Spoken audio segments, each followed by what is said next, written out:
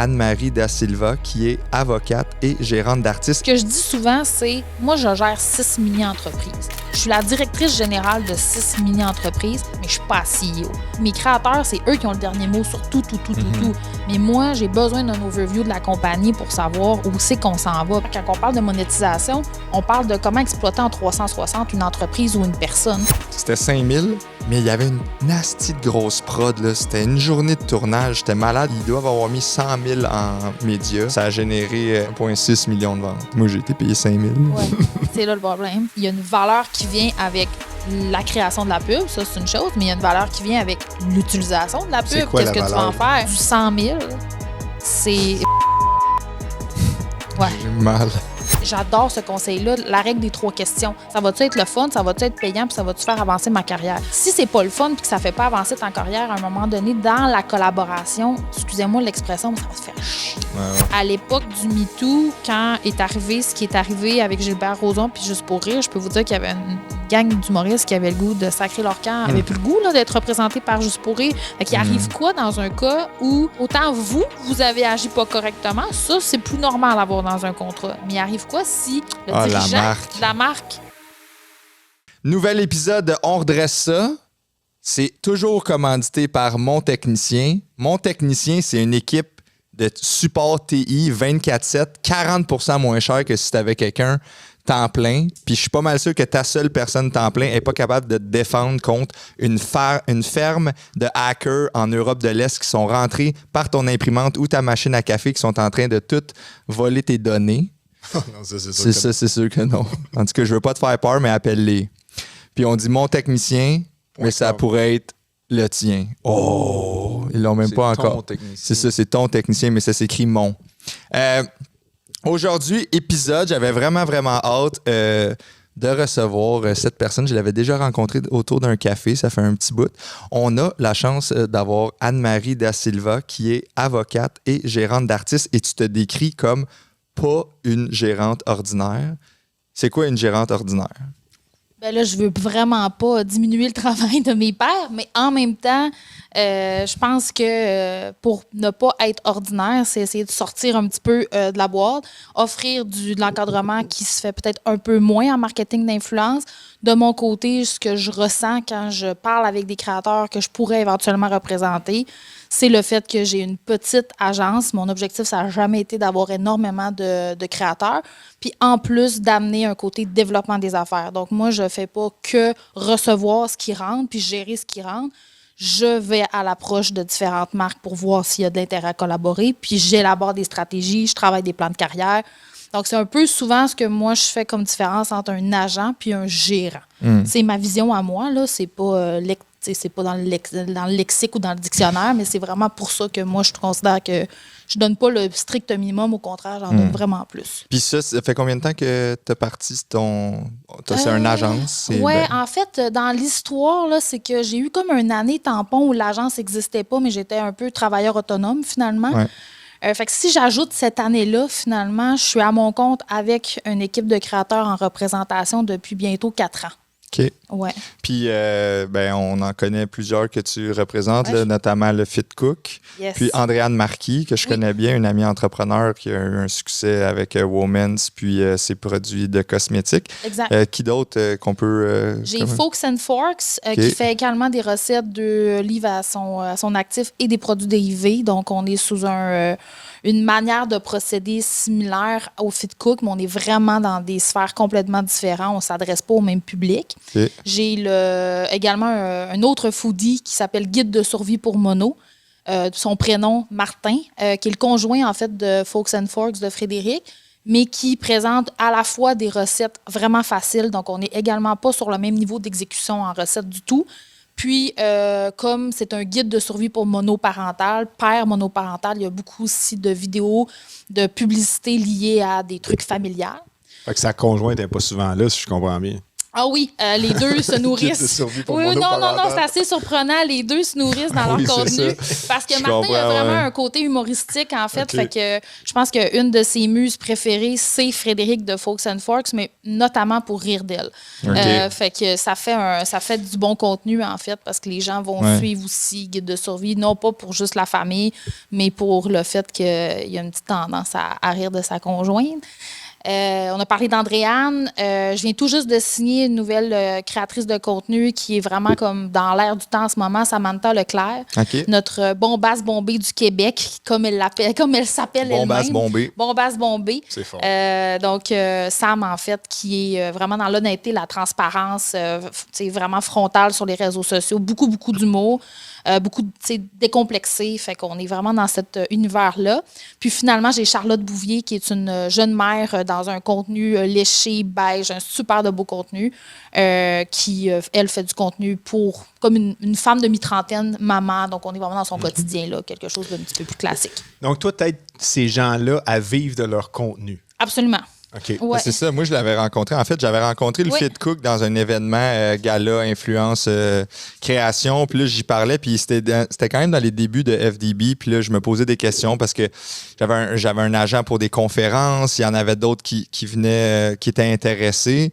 Mais c'était pas juste de la conférence. J'étais comme, ouais, mais il y a des marques qui veulent peut-être collaborer avec FDB. Il y a des produits dérivés que je veux lancer. Fait qu'il me dit, hey, parle-y, pour vrai, c'est à top. Fait que là, OK, cool.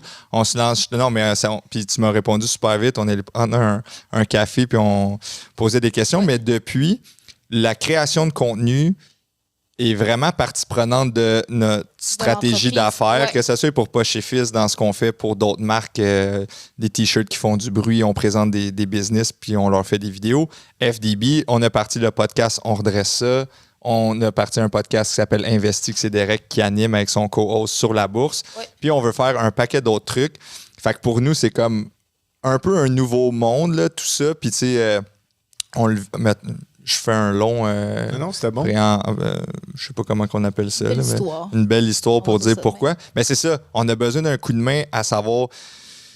C'est quoi qu'est-ce que d'un bord, les marques recherchent, comment mieux se vendre, comment packager les trucs. Parce que, tu sais, là, avec Investi, tu vois, on est en train de dealer une commandite annuelle. On a envoyé un Media Kit. Puis, tu sais, on te l'a envoyé, on pourra en reparler plus tard. Mais, Chris, pour vrai, on est parti d'à peu près. On a bricolé quelque chose. Mathis, il y avait beaucoup d'insights parce qu'il baigne là-dedans à fond. Mais, tu sais, reste que d'avoir une experte, c'est ça. Fait que c'est pour ça que tu es là, dans le fond. C'est ça qui est. On veut tout savoir ton expertise. C'est toujours un peu drôle. Là. Je pense que, tu sais, comme tout le monde, on dirait que quand on arrive à un certain niveau dans notre expertise de travail, c'est difficile à prendre.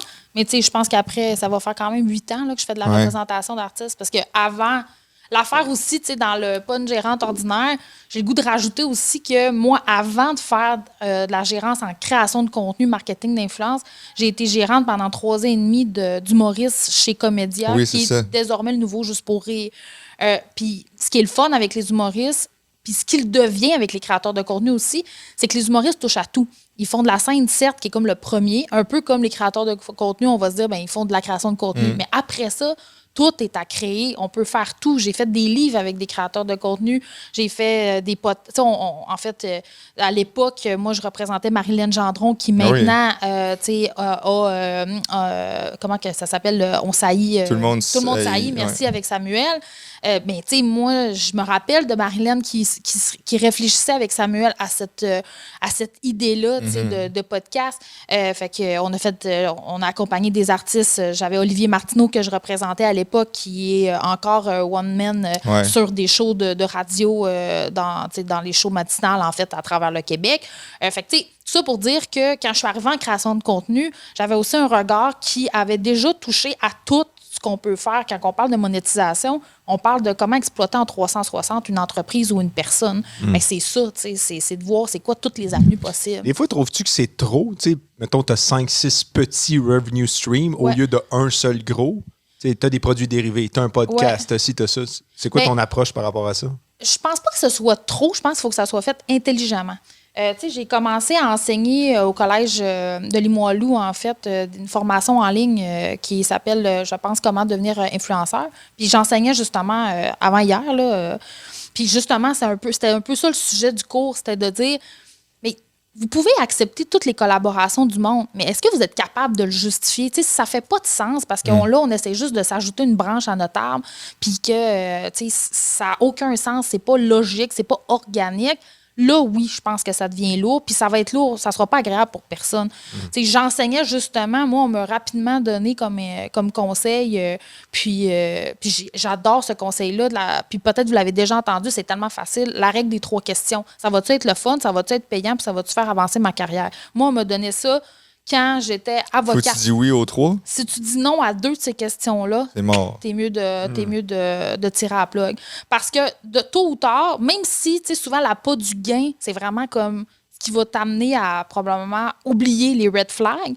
Mais si c'est pas le fun et que ça fait pas avancer ta carrière à un moment donné dans la collaboration, excusez-moi l'expression, mais ça va te faire chier. Ouais. Vas-y. Ben, je me demandais, tu sais, avec les artistes que tu représentes, est-ce que vous vous mettez...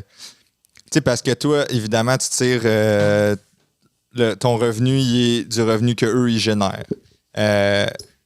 Puis, est-ce que...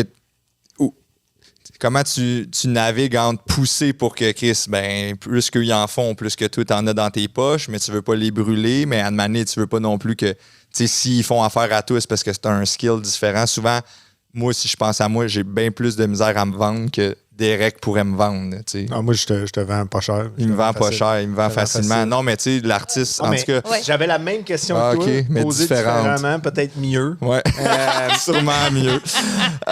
Les 3 questions que tu posais, ça, c'est pour l'artiste ou pour le créateur de contenu. Pour l'audience qui se fait bombarder de 5-6 affaires, tu sais, c'est quoi, où est-ce que toi, tu vas gauger? Gager.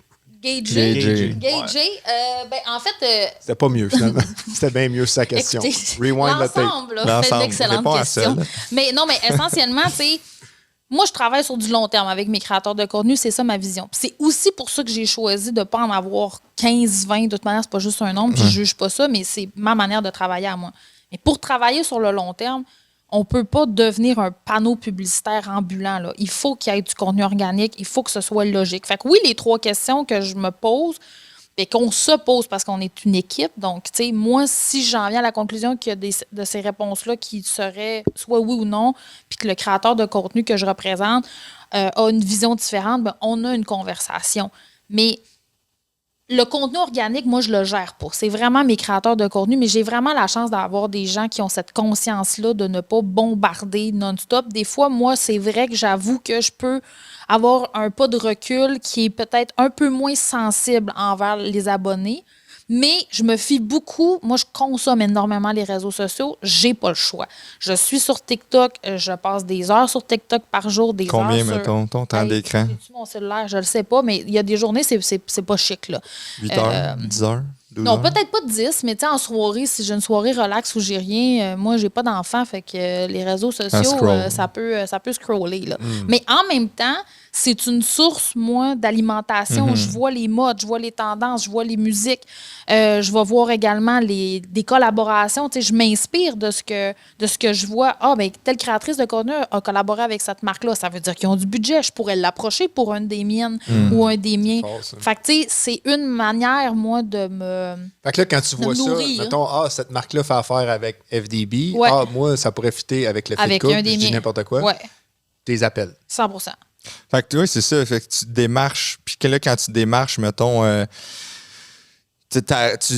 Fit Cook, mettons, t'arrives, tu pognes la marque une marque qui est en épicerie peut-être, puis là, tu lui dis what's up? Exactement. Mais c'est toi qui l'as amené en épicerie, c'est toi qui as dit hey, voici le plan de match, on va sortir un produit, une formation, aussi, ça? Ou... Ben là, il y a plein de sous-layers à ça. En fait, là, première des choses, chaque créateur de contenu, en fait, je les représente pour du 360. Mais j'ai quelques éléments qui diffèrent de un à l'autre. Exemple, Andréane, c'est un super exemple. Je suis aucunement impliquée dans Women's ni dans sa façon. Ça lui appartient à 100%. Moi, je touche toutes les demandes où on veut avoir Andréane pour représenter une marque, où on veut avoir Andréane pour conférencière, avoir le visage d'Andréane pour, je sais pas, un événement bénéfice caritatif, un podcast ou quoi que ce soit. C'est un peu la manière dont je gère. Fait que, tu sais, Jérémy, quand il sort ses produits, ça appartient à Fit Cook Foods pour lequel il a un partenaire d'affaires. Sont 2 partenaires d'affaires là-dedans. Je le touche pas, mais en même temps, j'y touche aussi d'une certaine manière parce que ça doit faire partie de l'élaboration 360. J'ai besoin d'un overview du créateur. Hier, j'étais avec une créatrice, puis je ne sais pas si ça peut aider à mieux comprendre un peu c'est quoi mon style de travail. Mais ce que je dis souvent, c'est moi, je gère 6 mini-entreprises. Je suis la directrice générale de 6 mini-entreprises, mais je ne suis pas CEO. Fait que là, mes créateurs, c'est eux qui ont le dernier mot sur tout. Mais moi, j'ai besoin d'un overview de la compagnie pour savoir où c'est qu'on s'en va. Parce que, si j'ai le Fit Cook qui sort des épices, puis que moi, je fais des approches, des cold calls de mon côté sur des marques d'épices, ça marche pas. Oui, c'est ça. Ça faut que ça soit logique. Aussi, il passe 80% de son temps dans Fit Cook Foods, puis toi, tu avais comme projet de le booker. Exact. On a besoin de se parler sur les horaires. Exemple, en novembre, Jérémy fait des salons. Là. Je pense que c'est le salon de la femme à Toronto. Puis, en tout cas, il fait des salons pour vendre les produits, présenter les produits. J'ai besoin de savoir qui va être parti du jeudi au dimanche parce que si moi, j'y mets un envoi de contenu un jeudi, là, ce jeudi-là, fait que tu bookes ça à même leur agenda. Ouais. Genre, Heinz, il veut que tu parles de sa maillot. Ben, dans le fond, il y a un oui. D'une certaine manière, la manière dont on fonctionne, c'est soit je reçois une offre ou soit j'ai approché. Bon, ça, c'est la base. Après ça, une fois qu'on a comme un petit appât, là, où on est en train vraiment de discuter de réels tarifs, de conditions, bien là, c'est là où je fais des vérifications avec le créateur. Puis, tu sais, des fois, je vais faire la vérification à même l'approche initiale. Si je suis pas sûre de... Exemple, Samantha, en ce moment, elle est super sollicitée, notamment pour la période du Black Friday. Je sais qu'elle a atteint, selon ses volontés, le maximum de publicité qu'elle veut faire pour le Black Friday. Mais dans ce cadre-là, hier, on a eu une offre pour faire une collaboration rémunérée avec une marque pendant le Black Friday. C'est sûr que je n'ai pas d'emblée rédigé un courriel disant oui, je pense que ça peut être intéressant. Pouvez-vous me donner les conditions puis votre vision? J'ai parlé avec Samantha avant pour faire comme là, tu me transférais ça. C'est quoi ton intention par rapport à ça? Parce que moi, je me rappelle qu'on a parlé des collaborations rémunérées pendant le Black Friday et je me rappelle que tu me dis que tu considérais que tu étais au max. Fait que là, ton mot à dire sur le prix, mettons dans ce cas-là, je te le fais, mais le double du prix parce qu'on est déjà beau. Ça pourrait. Ça l'aurait pu. Ouais, ça fait partie des trucs qui font que mon budget, le cachet va augmenter ou diminuer. Ouais. Mais parlons-en de ça, les cachets, les affaires. En ce moment, je vais prendre moi comme exemple. Je me fais approcher par des marques. Là, une affaire, ça me tente pas de faire. Ouais. Je dis 20 000. Ils disent non. OK. On passe à l'autre affaire. C'est François qui se fait approcher. C'est François. Mais mettons, il y en a qui approchent, puis c'est genre, OK, nous, en ce moment, pour FDB, là, sur un reel, on charge 5 000. Puis il y a même des moments où c'était comme, ben, tu sais, après, c'est vous qui le publiez, là, puis on peut le publier en collab. Mais moi, je tiens tellement à ce que le contenu, je l'aime aussi, puis je le posterais quasiment même si la marque n'était pas là. Tu sais, c'est quasiment plus si, OK, on a une idée d'un contenu, on le ferait, puis il y a peut-être une marque qui peut se coller à ça. Mais genre, je leur envoie pas de Media Kit. Je leur envoie, tu sais, je dis pas, ça coûte plus cher si c'est sur TikTok ou Instagram. En ce moment, on leur donne le asset qu'ils peuvent rouler en pub. Tu sais, c'est pas comme un menu à la carte que en ce moment, c'est genre. C'est sûrement pour simplifier l'affaire, mais c'est 5 000. Puis, tu sais, ben, regarde, justement, c'est pour ça qu'on t'a... C'est là que je rentre en ligne de compte. Mais en fait, c'est que l'objectif, c'est pas de devenir trop... excusez-moi, des fois, je dirais que ma manière de parler, ça sort un peu du cadre d'avocat, mais tu sais, je veux pas que vous soyez pogné dans le cul, c'est pas ça l'objectif. Mais c'est qu'il faut reconnaître que il y a des droits que vous pouvez donner aux clients qui ont une valeur, tu sais. Puis dans ces droits-là, il y a justement le droit d'utiliser la pub. Ça va être quoi? Est-ce qu'ils vont booster le contenu ou ils vont pas le booster? Si oui, c'est quoi le montant? Parce que ça a un super impact. Oui. Moi, fait que ça, tu le demandes. Ah ouais, tu vas mettre combien? 100%. Parce que, mettons, on a fait une pub à une année, on a dit, on nommera peut-être pas le client, mais c'était 5 000. Mais il y avait une nasty de grosse prod. Là. C'était une journée de tournage. C'était malade. Ils doivent avoir mis 100 000 en médias. Ça a généré 1,2 million de ventes. 1,6. 1,6 million de ventes. Moi, j'ai été payé 5 000. Ouais, c'est là le problème. Ouais. Mais mettons, ce bout-là, je l'avais compris, mais comment je me mets pas le doigt dans, non, mais en fait, c'est dans que ma propre c'est ça. merde? Pour moi, c'est Dans ton trou de cul, c'est super important de savoir c'est quoi le plan média, c'est quoi le budget média, parce que d'une certaine manière, je veux dire, ça n'a pas de bon sens que tu aies été payé 5 000. C'est ton visage, ta marque, ton angle créatif que tu vends. Mais en même temps, il prenait pas le risque. C'est tout le temps risk and reward. Dans le sens que lui, il était payé no matter what. T'sais, il aurait pu faire pas de vente. Oui, mais il est pas là. Pour moi, il n'est pas là l'élément de risque. Puis si le client puis la marque ne comprend pas, c'est là le problème. Okay. C'est, pour moi, il n'y a pas d'élément de risque. Tu payes pour une pub. À un moment donné, il y a une valeur qui vient avec la création de la pub, ça c'est une chose, mais il y a une valeur qui vient avec l'utilisation de la pub. Qu'est-ce que tu vas en faire? Ben, tu sais, tout est du cas d'espèce. Prenons-le l'exemple. Là. Ils viennent. OK, c'est 5 000 pour que je vienne. Oui. Puis je write des affaires. Eux, il y avait déjà un angle, mais là, je mettais ma sauce. Puis là, OK, ils mettent 100 000 de budget média. Puis, est-ce qu'ils mettaient 100 000 savez-vous pendant combien de temps ils mettaient 100 000? C'était 2 mois sûrement, parce que c'était une campagne Black Friday Noël. Là. Ça a duré un bout. Là. OK. Puis on est à 1,6 million, on sait de... Ouais, on le sait. OK. En fait, ils ont doublé leur vente. Ouais, c'est ça. Ils ont doublé leur vente. Puis l'année d'avant, ils n'étaient pas là. Puis une fois que ça s'est terminé, ils n'ont plus le droit de réutiliser la pub. Je pense qu'ils la réutilisent pas, mais à plus rapport, parce que c'était c'était une promo dans le temps, mais il y avait... Ben, pourquoi je pose ces questions-là, là, dans le fond, là, c'est que, mettons qu'on revient à la base, là, parce que des fois, c'est pas expliqué de cette manière-là, mais la raison pour laquelle on pose toutes ces questions-là, c'est qu'il y a 2 choses. Quand tu crées du contenu, il y a un droit d'auteur qui peut automatiquement, si tu réponds à certains critères, se créer. Puis dans ce droit d'auteur-là, il y a des droits économiques puis des droits moraux. Ça, une fois que c'est dit, c'est une chose. Fait qu'on voit ça dans une espèce d'encadrement, mettons, à droite, là, si on veut être visuel. Ça, c'est l'avocate qui parle. Ouais. Puis de l'autre côté, il y a le droit à l'image. Le droit à l'image, c'est l'exploitation de ton visage. Fait que 2 choses l'une, là. On peut donner le droit d'utilisation sur le contenu, mais si le client n'a pas le droit d'utilisation sur ton image, il est un peu fourré, là, parce que souvent, les créateurs de contenu... Il y a la moto, mais il n'y a pas la clé. Ben, c'est ça. C'est carrément ça. Puis souvent, c'est parce que les créateurs de contenu, ils se mettent en scène, là, tu sais. Fait que un va pas sans l'autre. Bon, une fois que j'ai expliqué le principe de base, ben ça vient avec le fait que si je parle de droit économique, qui est l'utilisation du contenu, ben ça a une valeur, ça, parce que à la base, le contenu t'appartient. Là, tu le crées, fait que tu en donnes une licence au client, mais il faut savoir c'est quoi l'encadrement de cette licence-là. Combien va être investi en pub? Il va être utilisé pendant combien de temps? C'est quoi l'encadrement du droit d'utilisation de cette pub-là? Est-ce qu'il veut des exclusivités? Est-ce que tu peux pas collaborer avec des marques similaires pendant un certain temps? Mais là, tu sais quoi? Fait que toi, tu coches tout ça, puis ça a un prix. Tout ça a un prix. Oui, ça a tout un prix. Parce que me semble, Jay m'avait parlé que c'était un peu une carte quasiment comme au sushi à volonté, là, tu coches des affaires. Sensiblement, tu sais, mettons qu'on parle de Jay puis du fit cook. J'aimerais ça avoir ça, man. Une affaire Chris, pour vrai, ça serait simple. Ah, tu veux ça? Tac, tac. Ça, en tout cas, mais c'est du cas par cas, parce que, tu sais, en même temps, oui, on peut l'imager comme ça, mais, tu sais, c'est pas... en boosting, OK, mettons que je reviens à ta question. Ouais, combien tu aurais chargé? J'aurais chargé combien, là? C'est que, normalement, en ce moment, dans le monde de l'influence, tu as 2 visions, là. T'as soit, tu dis au client, ben si tu me payes ça, moi, j'inclus jusqu'à la hauteur de 20 % de ce que tu vas me payer le droit d'amplifier le contenu. Fait que mettons qu'on fait des chiffrons, parce que moi, je suis vraiment pas bonne en calcul mental. Mettons que tu avais payé 10 000, ben dans le 10 000, tu aurais inclus un droit de booster jusqu'à 2 000 sans frais supplémentaires.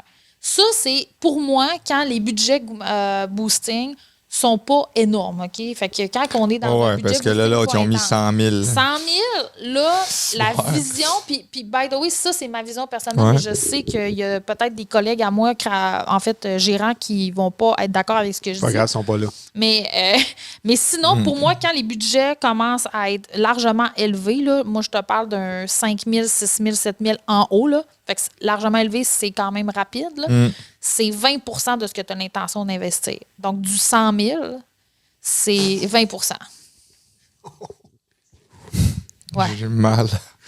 Ça fait tellement mal. Plus, mais non, mais c'est bon. Plus ta création de contenu. Oui. plus ta création de contenu. Plus mon déplacement. Mais est-ce qu'il aurait accepté à ce prix-là? Peut-être pas, mais ça se négocie. Mais c'est ça l'autre affaire. C'est qu'à Mané aussi, il y a cette danse-là de genre, hey, je veux vraiment le faire, ou l'autre. Tu veux pas perdre le client. Ouais. Après ça, c'est pour ça que la carte de bingo, c'est une belle image, mais ça peut pas être appliqué en réalité. Tout est un cas d'espèce. Si pour toi, c'est une manière de t'introduire avec ce client-là, montrer ce que tu es capable de faire, puis après ça, closer du long terme pour plus cher, ça vaut peut-être la peine d'être un peu flexible. T'as raison, tu pars à 25, il aurait accepté à 15. Pas mal sûr. Il t'avait approché. Ben oui, c'est ça. La pub était là-dessus. Là, oui, c'est ça. C'était toi. C'était François. Qu'est-ce qu'ils regardent les marques pour évaluer? Ils sont prêts à payer combien? Parce que, tu sais, là, on parle avec... Nous, on le vit de l'autre bord où on approche des influenceurs ou des créateurs pour faire du contenu pour poche et fils. De l'autre bord, on c'est ça qui est fou. Les marques nous approchent. Quand on approche les créateurs, on trouve ça trop cher, mais quand nous, on veut aller chercher cette commandite, on trouve... Oui, c'est classique. Hein? Mais tu sais, après ça, à une époque, c'était peut-être les abonnés, après la portée, les vues. Après ça, c'est qui vraiment ton audience? C'est une excellente question, là, parce que d'une part, moi, j'ai le goût de dire à tout le monde en ce moment, là, les abonnés, on décroche. Dans le sens que les abonnés, ça a une valeur, excusez-moi, parce que ça vient expliquer une certaine notoriété. Tu sais, quelqu'un qui a 100 000 abonnés versus quelqu'un qui a 10 000 abonnés, on sait très bien que dans le Québec, qui est un petit territoire, c'est un gros créateur. Là. Oui. Fait qu'à 100 000, c'est la valeur de ta notoriété qui vient... En fait, les abonnés viennent expliquer une valeur de notion de notoriété. Mais réellement, ce qui est important, c'est les vues. C'est un peu comme une pub télé ou un panneau d'autoroute. Là. Sur le pont Jacques-Cartier, quand tu rentres de la Rive-Sud à Montréal, c'est probablement un des panneaux au Québec qui coûte le plus cher de faire des investissements là, parce qu'il est hyper vu. Mais c'est la même chose. C'est que le panneau d'autoroute, il y en a plein au Québec, mais il y en a des plus chers que d'autres. Puis pourquoi ils sont plus chers? Mais parce qu'ils sont plus vus. Fait que, même si tu as le plus gros panneau d'autoroute dans un petit rang à Victoriaville, c'est pas parce qu'il est gros le panneau d'autoroute, c'est parce qu'il n'est pas vu. Fait que, tu sais, on va pas payer le même prix que Jacques-Cartier, même s'il est plus gros que Jacques-Cartier, il n'est pas autant vu que Jacques-Cartier. Fait que, il y a ça, tu sais. Moi, les abonnés, je trouve ça important. Ça vient aussi nourrir, comme je viens de dire, une portion de notoriété. Tu sais, je le vois en ce moment. De toute manière, Samantha, c'est pas la seule où j'ai eu l'occasion de le voir. J'ai accompagné le Fit Cook, j'ai accompagné Folks and Forks, j'ai accompagné le Guide de survie pour mono. C'est tous des profils que, quand j'ai commencé à représenter, avaient des plus petites plateformes puis ils ont explosé. On l'a vu, l'augmentation du tarif, on a vu l'intérêt des marques, mais si tu as 200 000 abonnés puis que tu reach out 30 000 vues par vidéo, c'est combien? Ils payent-tu par 1000? Si tu pars 1000 Moi, vues? je cherche des coûts par 1000 qui va être entre 35 et 50 $. Là, 50 piastres par 1000. C'est élevé. Oui. Ça peut être considéré comme élevé, mais vois-tu, hier, quand je faisais l'enseignement du cours, il y avait certaines personnes qui considéraient que ça aurait pu être plus cher. Fait que là, c'est une question ça dépend-tu de l'audience? Parce que, mettons, FDB, il parle avec une audience d'affaires qui ont des moyens, qui sont des fois dans des entreprises. Tu es une business B2B. Je pense que tu veux leur parler parce que tu landes un client si tu landes une entreprise versus du B2C où c'est que, Chris, il faut t'en vendre des trucs ou des calottes. Tu t'ajustes ton coût par 1000 selon le client ou en fait selon l'audience à qui parle? Deux choses l'une, on va l'ajuster. En fait, je dirais trois exemples. Trois choses l'une. Je vais faire l'ajustement. Très fort. Trademark that, ça y appartient. Trois choses l'une, ça c'est à elle. L'autre, c'est une balle, deux oiseaux. Dans mon livre, c'est moi qui l'ai dit, celle-là. Bon, fait que... Ça applaudit en arrière. Hey, merci. J'ai déjà des fans, c'est extraordinaire. Oui. En fait, je vais commencer par dire que moi, les créateurs de contenu que je représente, c'est des créateurs de contenu qui créent du contenu en français, québécois, et qui s'adressent à des Québécois. Fait que le 35 à 50 $, il s'applique jusqu'à une certaine limite. Si par exemple, je donne un exemple Folks and Forks qui a comme vision puis mission de mettre davantage de l'avant des créateurs, en fait, des compagnies québécoises dans le monde en fait alimentaire. À un moment donné, je peux pas charger la réelle valeur dans un coût par mille, même de 35 de Frédéric. Sa visibilité, le taux de vue sur ses... puis le taux d'engagement qu'elle a sur sa page Instagram, j'en signerai pas de contrat. Les marques n'ont pas cet argent-là. Ouais. Puis je suis pas en train de dire que le Québec n'a pas de cash, mais c'est juste que non, moi, j'ai pas vu ça de mes yeux vus, une marque qui va payer pour un contenu 25 000. Puis si ça arrive, je dis pas que ça arrive pas, mais c'est moins habituel. Puis quand je dis marque, des marques québécoises, là, tu sais. À l'étranger, quand c'est une marque comme américaine ou canadienne anglaise, là, c'est un autre monde là, qui s'applique. Il y a peut-être un peu moins de flexibilité sur le tarif, mais encore là, faut aussi se rappeler que le créateur de contenu, il parle à une audience qui est strictement québécoise. Là. En tout cas, les miens. Là. Je parle pour les miens. Donc, ça vaut plus cher. Ça peut valoir...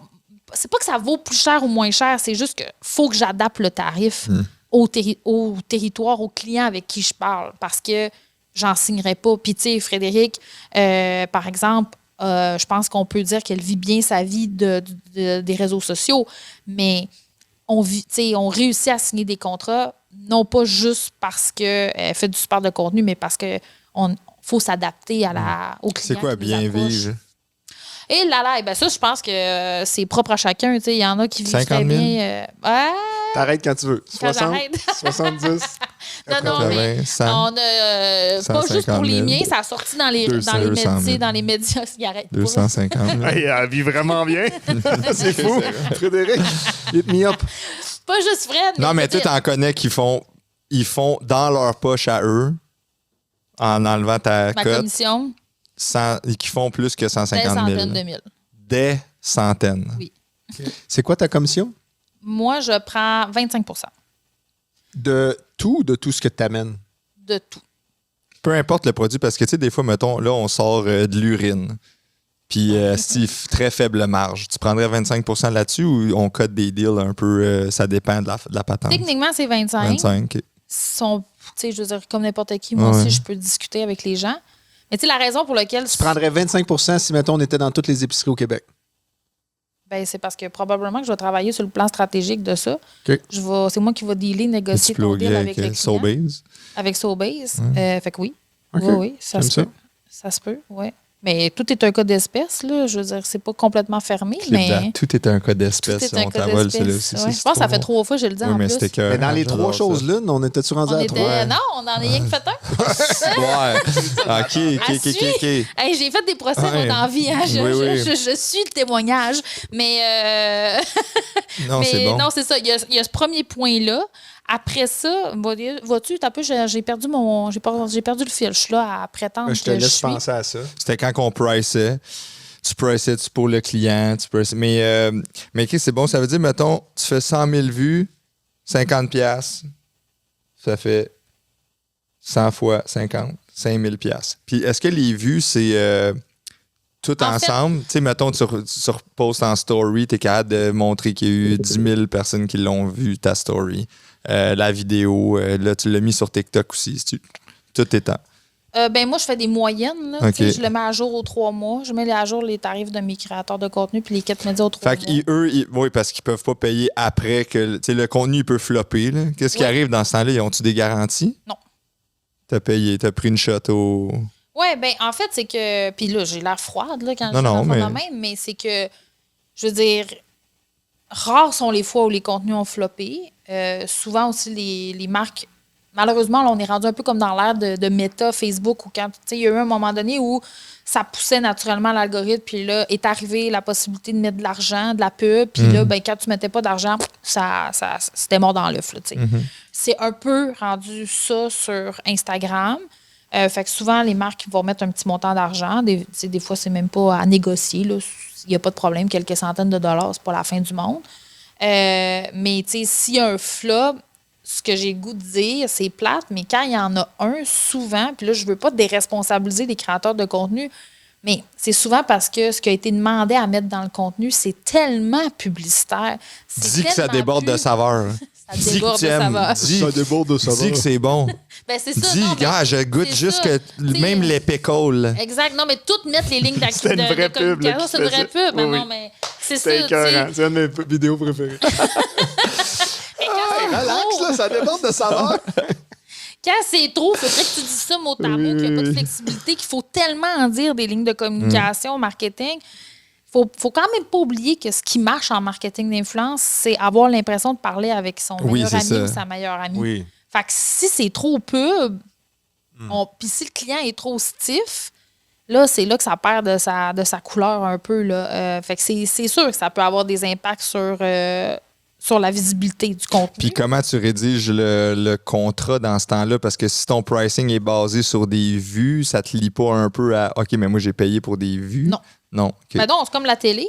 Ouais. Tu sais, dans le fond, je veux dire, ou même les fameux. Mettons, on reprend les panneaux d'autoroute, là. On peut mettre en moyenne qu'un certain nombre d'automobilistes vont passer à cet endroit-là, mais c'est jamais une certitude. Là. Mettons, il y a le verglas, puis il y a personne. COVID-wise, là, quand des publicitaires, probablement qu'après ça, ils ont négocié on the side, là, je sais pas. Je veux pas. Ça, c'est vraiment pas mon domaine. Mais tu sais, ça sortait moins de chez vous. Ça sortait un petit peu moins ces autoroutes, là. Fait que c'est sûr que mon ami de ta pub a comme tombé un peu entre deux chaises. Là. C'est plate, mais c'est aussi un peu ça. Là. Moi, mais ça arrive qu'il y a des clients qui nous posent la question comment, ça va se traduire comment en vente ou quoi que ce soit. Mais moi, ce qui est important, c'est de leur dire je peux pas te dire ça. J'ai pas de réponse à ça. Ouais, en vente, Chris, encore pire. Là. En vue, déjà, t'es plus proche de la pile. Mais c'est fou, là, des fois, ça, comment c'est demandé. Puis, dépendamment de la notoriété du créateur de contenu, ça se peut que tu aies le goût de... J'en ai vu, moi, des modèles de gens qui s'engageaient à ce qu'il y ait un certain nombre de vues ou de ventes ou quoi que ce soit. Moi, c'est pas ma méthode de travailler, mais c'est surtout pas ma méthode parce que je pense que les créateurs que je représente sont assez présents dans l'univers public, sont assez de qualité pour pas... Moi, je considère me rendre à ça. Mais moi, j'en prendrais des risques. Une business là, que j'aime qui dit hey, regarde, nous, on n'a pas ce budget-là, mais par exemple, si on pète la banque là, avec ta pub, on te donne 100%. 5% des ventes ou whatever. Tu sais. Ouais. Ça pourrait être ça aussi. Mais... Fais-tu ce genre de deal-là? Non. Jamais. Je trouve ça trop risqué pour mes créateurs.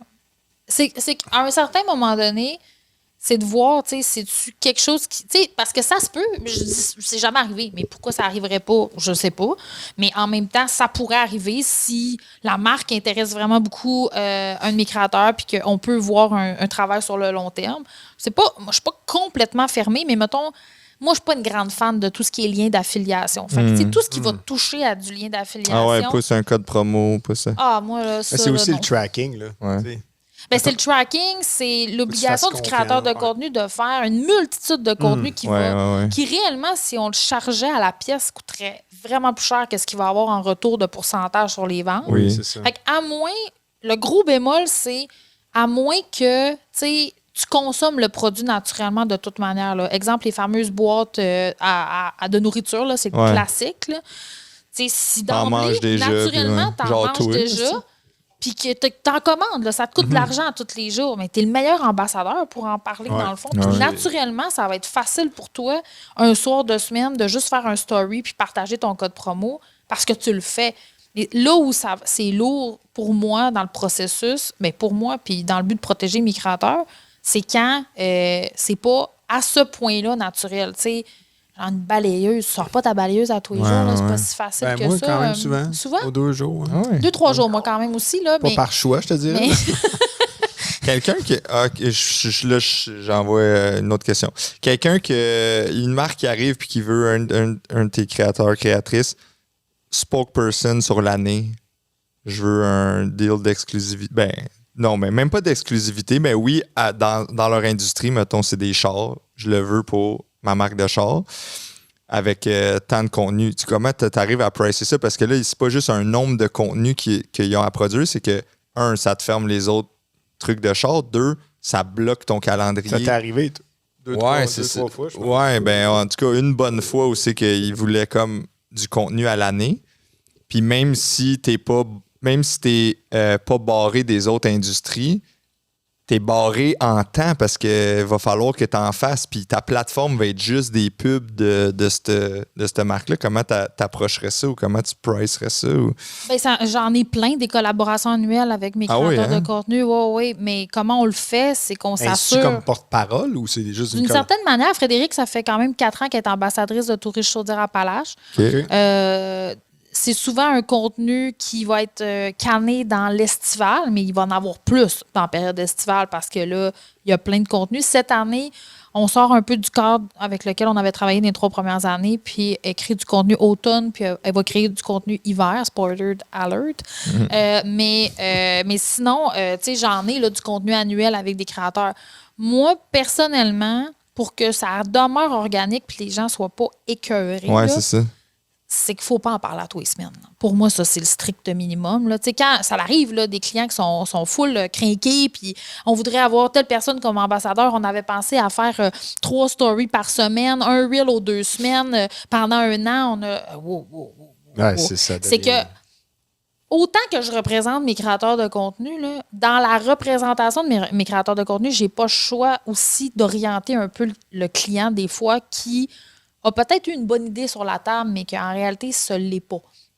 Dans un exemple comme ça, moi, je le dis aux clients, on est full intéressé, mais là, ta proposition, elle va faire pire que bien pour ta compagnie. Ben, c'est ça, parce que sûrement que d'un point de vue de c'est toi qui payes, tu dis que j'en veux pour mon argent, fait que à ce prix-là, tu vas en faire, tu sais. Mais mettons que tu arriverais au bout, puis tu as vu à la fin du film, puis que c'était rien qu'un estique de vidéo qui a fait péter. Tu l'aurais pris juste ce vidéo-là. Tu aurais peut-être même payé plus cher pour juste une... Tu veux le director's cut de 5h30, mais dans le fond, le film d'1h30 était bien oui, il était meilleur, le trailer. Ça se peut. C'est ça qui a vendu des tickets. Oui, c'est ça. C'est que, dans le titre ambassadeur ou peu importe, là, représentant de marque, il faut que ce soit martelé. Fait que, moi, j'ai pas de contrainte à ça. Il faut juste que ce soit fait intelligemment. C'est quoi la fréquence? Une fois par mois? Moi, je dirais un vidéo par mois. OK. Ça, c'est sur sa page. Mettons que tu pourrais-tu dire que t'en veux plus, mais tu le poses de ton bord. On pourrait faire ça. Ça, c'est vraiment plus facile de donner parce qu'on n'a pas l'obligation de repartager. Mais tu sais, c'est à toutes les semaines. Mettons Poppy, là, on boit du Poppy, mais c'est à toutes les semaines, je fais des stories sur Poppy, puis à toutes les 2 semaines, je fais une vidéo sur Poppy. Hey, dans 12 mois, c'est là... pas pire. Ouais, je vais suivre la page Poppy à la place de suivre toi. Ben oui, puis tu vas arrêter de suivre le créateur de contenu parce que Crime, là, à un moment donné, t'as compris, là, il l'aime, là. Fait que c'est toujours de garder, je pense, le fond de faut que ça reste organique le plus possible. C'est correct de faire de la pub. Tu sais, c'est ça. La limite est quand même mince entre c'est cool, c'est bon pour sa notoriété, il est devenu ambassadeur de marque pour cette compagnie-là, versus donc, sais-tu, il a-tu vendu son nom? Ah oui, c'est ça. C'est surtout ça. Il fume finalement, Bruni Surin. Ça devient plus naturel. C'est parce que ça devient plus naturel. Mettons le Poppy, à un moment donné, tu vas dire, il l'aime-tu vraiment ou là, il est obligé? Ma question, c'est toujours combien valait son âme. Oui, exact. Oui, exact. Ça revient à combien de dollars? Ton background d'avocate, I guess, t'as-tu des histoires un peu de clauses qui n'ont pas été respectées qu'il a fallu que tu ailles défendre? T'as pas besoin de nommer de... J'ai eu des petits problèmes de temps à autre. On est dans un domaine où En fait, on est dans un territoire où, comme on est sur un petit territoire, là, je parle du Québec, les clauses d'exclusivité, c'est souvent ce qui rend le client le plus sensible. Fait que tout ce qui est clause d'exclusivité, ça m'est arrivé que soit elle soit pas bien écrite du côté du client dans le contrat. Puis nous, on l'a respecté, mais le client s'attendait à plus. Fait que j'ai eu des appels de panique parce que on n'avait pas, selon eux, respecté la clause d'exclusivité, mais on l'avait respectée.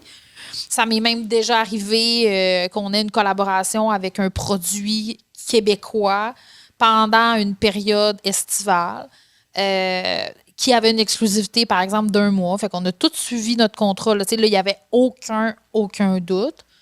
En octobre, on fait de la promotion pour ce même produit-là, mais produit aux États-Unis parce que c'est plus un produit qui est disponible dans les épiceries à l'automne. On est sur du cycle de production. Okay. Les terres, à un moment donné, il n'y en a plus de production.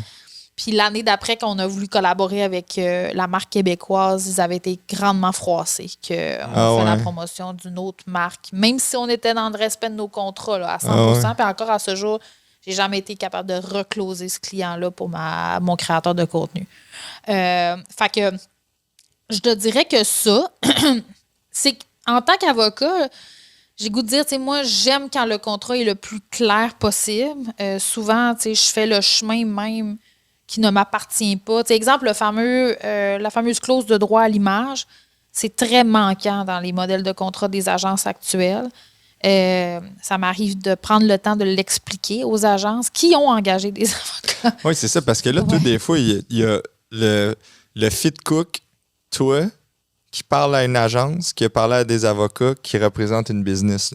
Là, il y a un astique de... Il y a beaucoup de monde. Oui, c'est ça. Il y a beaucoup de monde. Je passe au travail de leur service, il y a genre 360 touchpoints de choses qu'ils peuvent faire, dont 345 que je savais même pas que ça existait. Ouais, puis quand ça devient des affaires de même, c'est sécurisant d'avoir quelqu'un qui tu sais que hey, je me ferme les yeux puis c'est pris en charge versus toi sur chat, tu sais, nous sur ChatGPT à essayer je pense que c'est ça la procédure. Là, mais tu sais, c'est le fun. Puis c'est du temps aussi qui gosse là, à mettre. Paul qui nous envoie un email, il disait hey, votre score de courriel il est de 4 sur 10. Ça se peut que c'est pour ça que tes clients te répondent pas, parce qu'ils le reçoivent pas. Ouais, c'est ça. C'est pas juste des fois répondre à un pain. Ça se peut qu'il y ait bien du value que juste cette affaire-là. Ils peuvent créer un pain. Je savais pas que je l'avais, ce non, mais Chris, c'est pas juste ils sont pas juste un coup. Là, dans ce cas-ci, si nos courriels ils performent mieux, ben chances are que c'est des pièces au bout de la ligne qu'on fait. Shout out à eux autres, mon technicien. Tu sais, on parlait quand je suis arrivée, j'ai fait le podcast des filles de Tara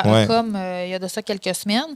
Puis ça faisait partie des discussions qu'on avait. Puis moi, c'est ce que je martèle et je tiens à le marteler, c'est que je remarque que la portion légale en publicité n'est pas... En fait, on n'enseigne pas cet élément-là dans les baccalauréats en marketing ou même au collégial. Je l'ai fait le test, moi, en début d'année. J'ai regardé tous les programmes collégiales au Québec en marketing et tous les programmes juste collégial, pardonnez-moi. J'ai vu quelques programmes sans plus qui avaient un peu une partie légale, mais tu sais, un genre de volet légal administratif très, très générique, pas particulièrement sur la publicité. Puis pour moi, c'est une aberration, au sens où, après ça, ces gens-là vont travailler dans des agences. On leur a pas enseigné ça. C'est pas des avocats. Je leur en veux pas. Ils peuvent pas le savoir. Mais en même temps, c'est quand même un élément non négligeable là, à suivre. Droit à l'image. Ben, en fait, à l'école, on n'apprend pas à se faire à manger puis à gérer nos finances personnelles. C'est la même chose. Oui, ça, c'est la même chose. Mais tu sais, moi, c'est surtout que, oui, il y a plein de choses qu'on n'apprend pas à l'école, mais tu sais, si tu vas faire un programme, une formation dans un sujet spécifique, je comprends. Puis qu'il manque un angle à ce sujet spécifique-là, parce que c'est bien beau d'apprendre tous les volets du marketing, mais au final, là, le marketing, c'est quoi l'objectif ultime? C'est mettre en ligne ta publicité, ton marketing, de rendre ça public. Ben, le rendre public, c'est là où ça devient nécessaire de suivre des encadrements légaux, là, tu sais. Parce que c'est public. Puis avec le AI, là, puis le monde qui peut réutiliser ta face pour faire des vidéos de François Lambert qui dit pipi caca poil, pipi caca poil à genoux dans le Costco, là. Non, mais c'est ça, là. C'est épouvantable, là. Ils sont folles, ces vidéos-là, merde. Ça, c'est quoi? Non, mais c'était pas une question, mais juste parler de non, ils sont écœurantes, ces vidéos-là. Qu'est-ce qui se passe dans ce temps-là? Ben, qu'est-ce qui se passe dans ce temps-là? Il se passe bien des affaires, là. Mais je veux dire, François, d'une certaine part, il a raison d'être fâché. Non, mais lui, peux-tu se défendre contre ça? Ben là, en fait, il faut retrouver la source de celui qui a créé ça. Fait que souvent, c'est celui qui l'a publié. Every view is good views, non? Ça fait quand même la vie, on en parle. Ben, ça dépend, tu sais, ça dépend comment il veut gérer le truc, là, mais ça peut être considéré comme une atteinte à la réputation à un certain moment donné. Même surtout si dans le cas de François AI. Lambert qui est connu, là, comprenez-moi. Là. L'atteinte à la réputation, si t'es pas connu du grand public, c'est peut-être un peu moins ça. Moi, j'adore ton profil. Je sens que tu es vraiment quelqu'un qui est capable de voir la valeur, de monétiser une valeur qui est, je pense, une faiblesse chez beaucoup d'artistes. Ouais. Et tu sais, le côté droit, avocat, artiste, cold call, c'est une avocate qui fait du cold call. C'est fort. Vous êtes allé prendre un café il y a une couple d'années. Qu'est-ce que tu as vu ou que tu n'as pas vu? Parce qu'on n'a pas travaillé ensemble. C'était mon préambule. C'est vrai, quand même. C'est bon, ça. C'est une bonne excellent. question. Il me flatte dans le sens ça du poil. Ça fait 27 minutes, je vais la poser. 4 choses, là. Mais c'est quoi, quand on a commencé le podcast, tu l'as bien expliqué. Puis au final, don't get me wrong, mais je pense que c'était la bonne chose à faire. Le personnage de FDB que tu monétises en ce moment, il devient un peu comme la mascotte de vos entreprises. Moi, ma place à moi, elle n'est pas au sein d'une entreprise. Moi, je travaille avec, je ne sais pas comment l'expliquer, mais mettons, pour moi, la meilleure manière de l'expliquer, c'est que je travaille avec des travailleurs autonomes automatiquement. Comme je ne suis pas impliquée, mettons, dans les entreprises d'Andréane, comme j'expliquais tout à l'heure. Je pense que la monétisation de ce personnage-là est davantage à faire à l'interne dans le cadre de stratégie marketing puis de vente, un peu comme, je vous apprends probablement rien, c'est comme ça que vous le gérez, mais c'est la même. FDB devient la même chose qu'un T-shirt, là. Ouais. Mais c'est quoi la différence avec Andréane qui a elle aussi son entreprise versus... Parce que là, tu es en train de dire que tu pourrais pas signer une personne comme François. En fait, c'est que j'ai écouté, mettons, l'épisode que vous avez tourné avec Pierre-Yves McSween. Ouais. Puis j'ai écouté un peu parce que, tu sais, vous avez parlé de comptabilité d'une part, mais tu sais, dans la comptabilité, il y a quand même des stratégies marketing qui doivent être discutées. Puis mon premier réflexe, pour moi, la différence, c'est que Andréane, quand elle a fait une conférence, a fait une conférence au nom d'Andréane pour parler de son expertise d'entrepreneur. De moi, ce que j'avais compris quand on s'était rencontrés, c'était pour monétiser FDB les conférences, entre guillemets, qu'il donne. Et là, puis là, je reviens au podcast, je comprenais que vous faites des package deals de, tu sais, on va, mettons, fournir, on va devenir le fournisseur des t-shirts de la compagnie pour le temps des fêtes. Ça va faire partie du cadeau et tout. C'est pas un bundle ou un package. Dans le fond, ça dépend. Tu sais, mettons, là, Beneva, on leur a fait des chandails, puis ils voulaient inviter un conférencier. Mais tu vois, là, ils m'ont pris moi, Anthony, comme au même titre qu'Andréane pour parler de business. D'autres, ils ont pris, hey, on veut qu'Anthony vienne, puis après, un stunt de FDB le soir. FDB, tu peux-tu venir faire un stunt là? Mais on veut aussi venir sur ton podcast. Fait que là, tu sais, on a mis tous les produits, dans le fond, qu'on a, puis là, pick and choose là-dedans, puis qu'est-ce qui fit mieux. Mais... Non, mais moi, je veux creuser là-dedans, parce que je trouve que c'est peut-être un peu une pensée limitante, puis je veux pas manquer de respect de dire que je peux pas t'aider, parce que je pense que tu as une force énorme que toi, tu n'as pas. Hey, moi, je vois la valeur là. Là, vous avez lancé du café, de l'eau, tout ça. Les gens pensent que c'est une joke, fait que le monde n'achète pas. Moi, voici ce que je ferais en ordre. Je ferais tel move, tel move. Ouais. Toi, tu l'as plus. Oui, définitivement. Mais en fait, non, je prends pas. Dans le fond, je veux bien travailler avec nous. Oui, c'est ça. Tu es en train de m'offrir une job. Mais en fait, c'est que avec le temps, j'en ai rencontré beaucoup, là, des gens à représenter auxquels j'ai dit non. Je trouve ça difficile quand... Puis là, je vais avoir l'air de la fille contrôlante, mais je trouve ça difficile quand j'ai pas le contrôle.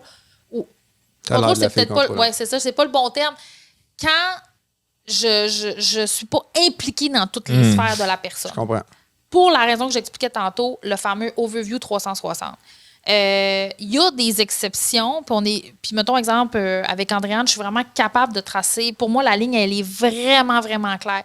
Mais tous les exemples que tu viens de donner là tantôt, ça susciterait plein de problèmes. Parce qu'on fait quoi si je vends le bundle de FDB, puis Anto, puis les t-shirts, on ne peut pas donner 25 %. Il n'y a plus de marge après. Exact. Mais moi, la rencontre qu'on avait eue, en fait, oui, c'était ça le prétexte de peut-être travailler ensemble, mais moi, ça m'avait vraiment ouvert. Je connaissais rien. Je savais même pas c'était quoi la différence entre un agent, une gérante, un producteur. J'avais rencontré aussi des producteurs de shows. J'avais rencontré des agents, tu sais, puis je m'intéressais un peu à tout comprendre ça, mais j'étais comme, OK, je sais juste pas. Et aussi, à ce moment-là, j'étais représenté pour des conférences. Il y avait cet élément-là également. Puis là, j'étais comme, j'avais une clause. Puis là, en tout cas, puis là, finalement, il n'y a plus d'exclusivité dans ce truc-là. Mais moi aussi, je trouvais ça tough de travailler avec quelqu'un qui avait juste on va te représenter pour les conférences. Oui. That's it. Okay, mais, parce que tu fais plein d'autres choses. Ben oui, c'est ça. Puis je trouve que c'est tout un univers que tu essaies de créer. C'est pas juste une affaire. Puis là, c'est une marque, tu sais. C'est ça. C'est chaque une marque. créateur devient une marque, appelez ça comme vous voulez, une entreprise. Moi, je dis l'entreprise, là, mais ça devient une marque. Fait que quand on met la marque au centre, comment on peut développer cette marque-là au 360? Sauf que là, c'est que si j'ai pas accès ou si c'est pas moi qui gère le 360 de toute la marque, c'est dur, ça devient vraiment difficile. Puis c'est qu'à un moment donné, c'est l'argent aussi là, qui est en jeu au point où moi, j'ai pas le goût de laisser aller une certaine part de ma commission. Puis je comprends que la personne que je vais représenter va aussi avoir ses intérêts parce que là, ça mélange des choses qu'il gère de son côté que moi, je gère pas. Ça devient un peu complexe. Mais là, tu as soulevé un bon point. Mettons qu'on veut sortir un livre, Lambo. Ouais. Là, toi, tu dis, OK, mais moi, je fais 25 de ça.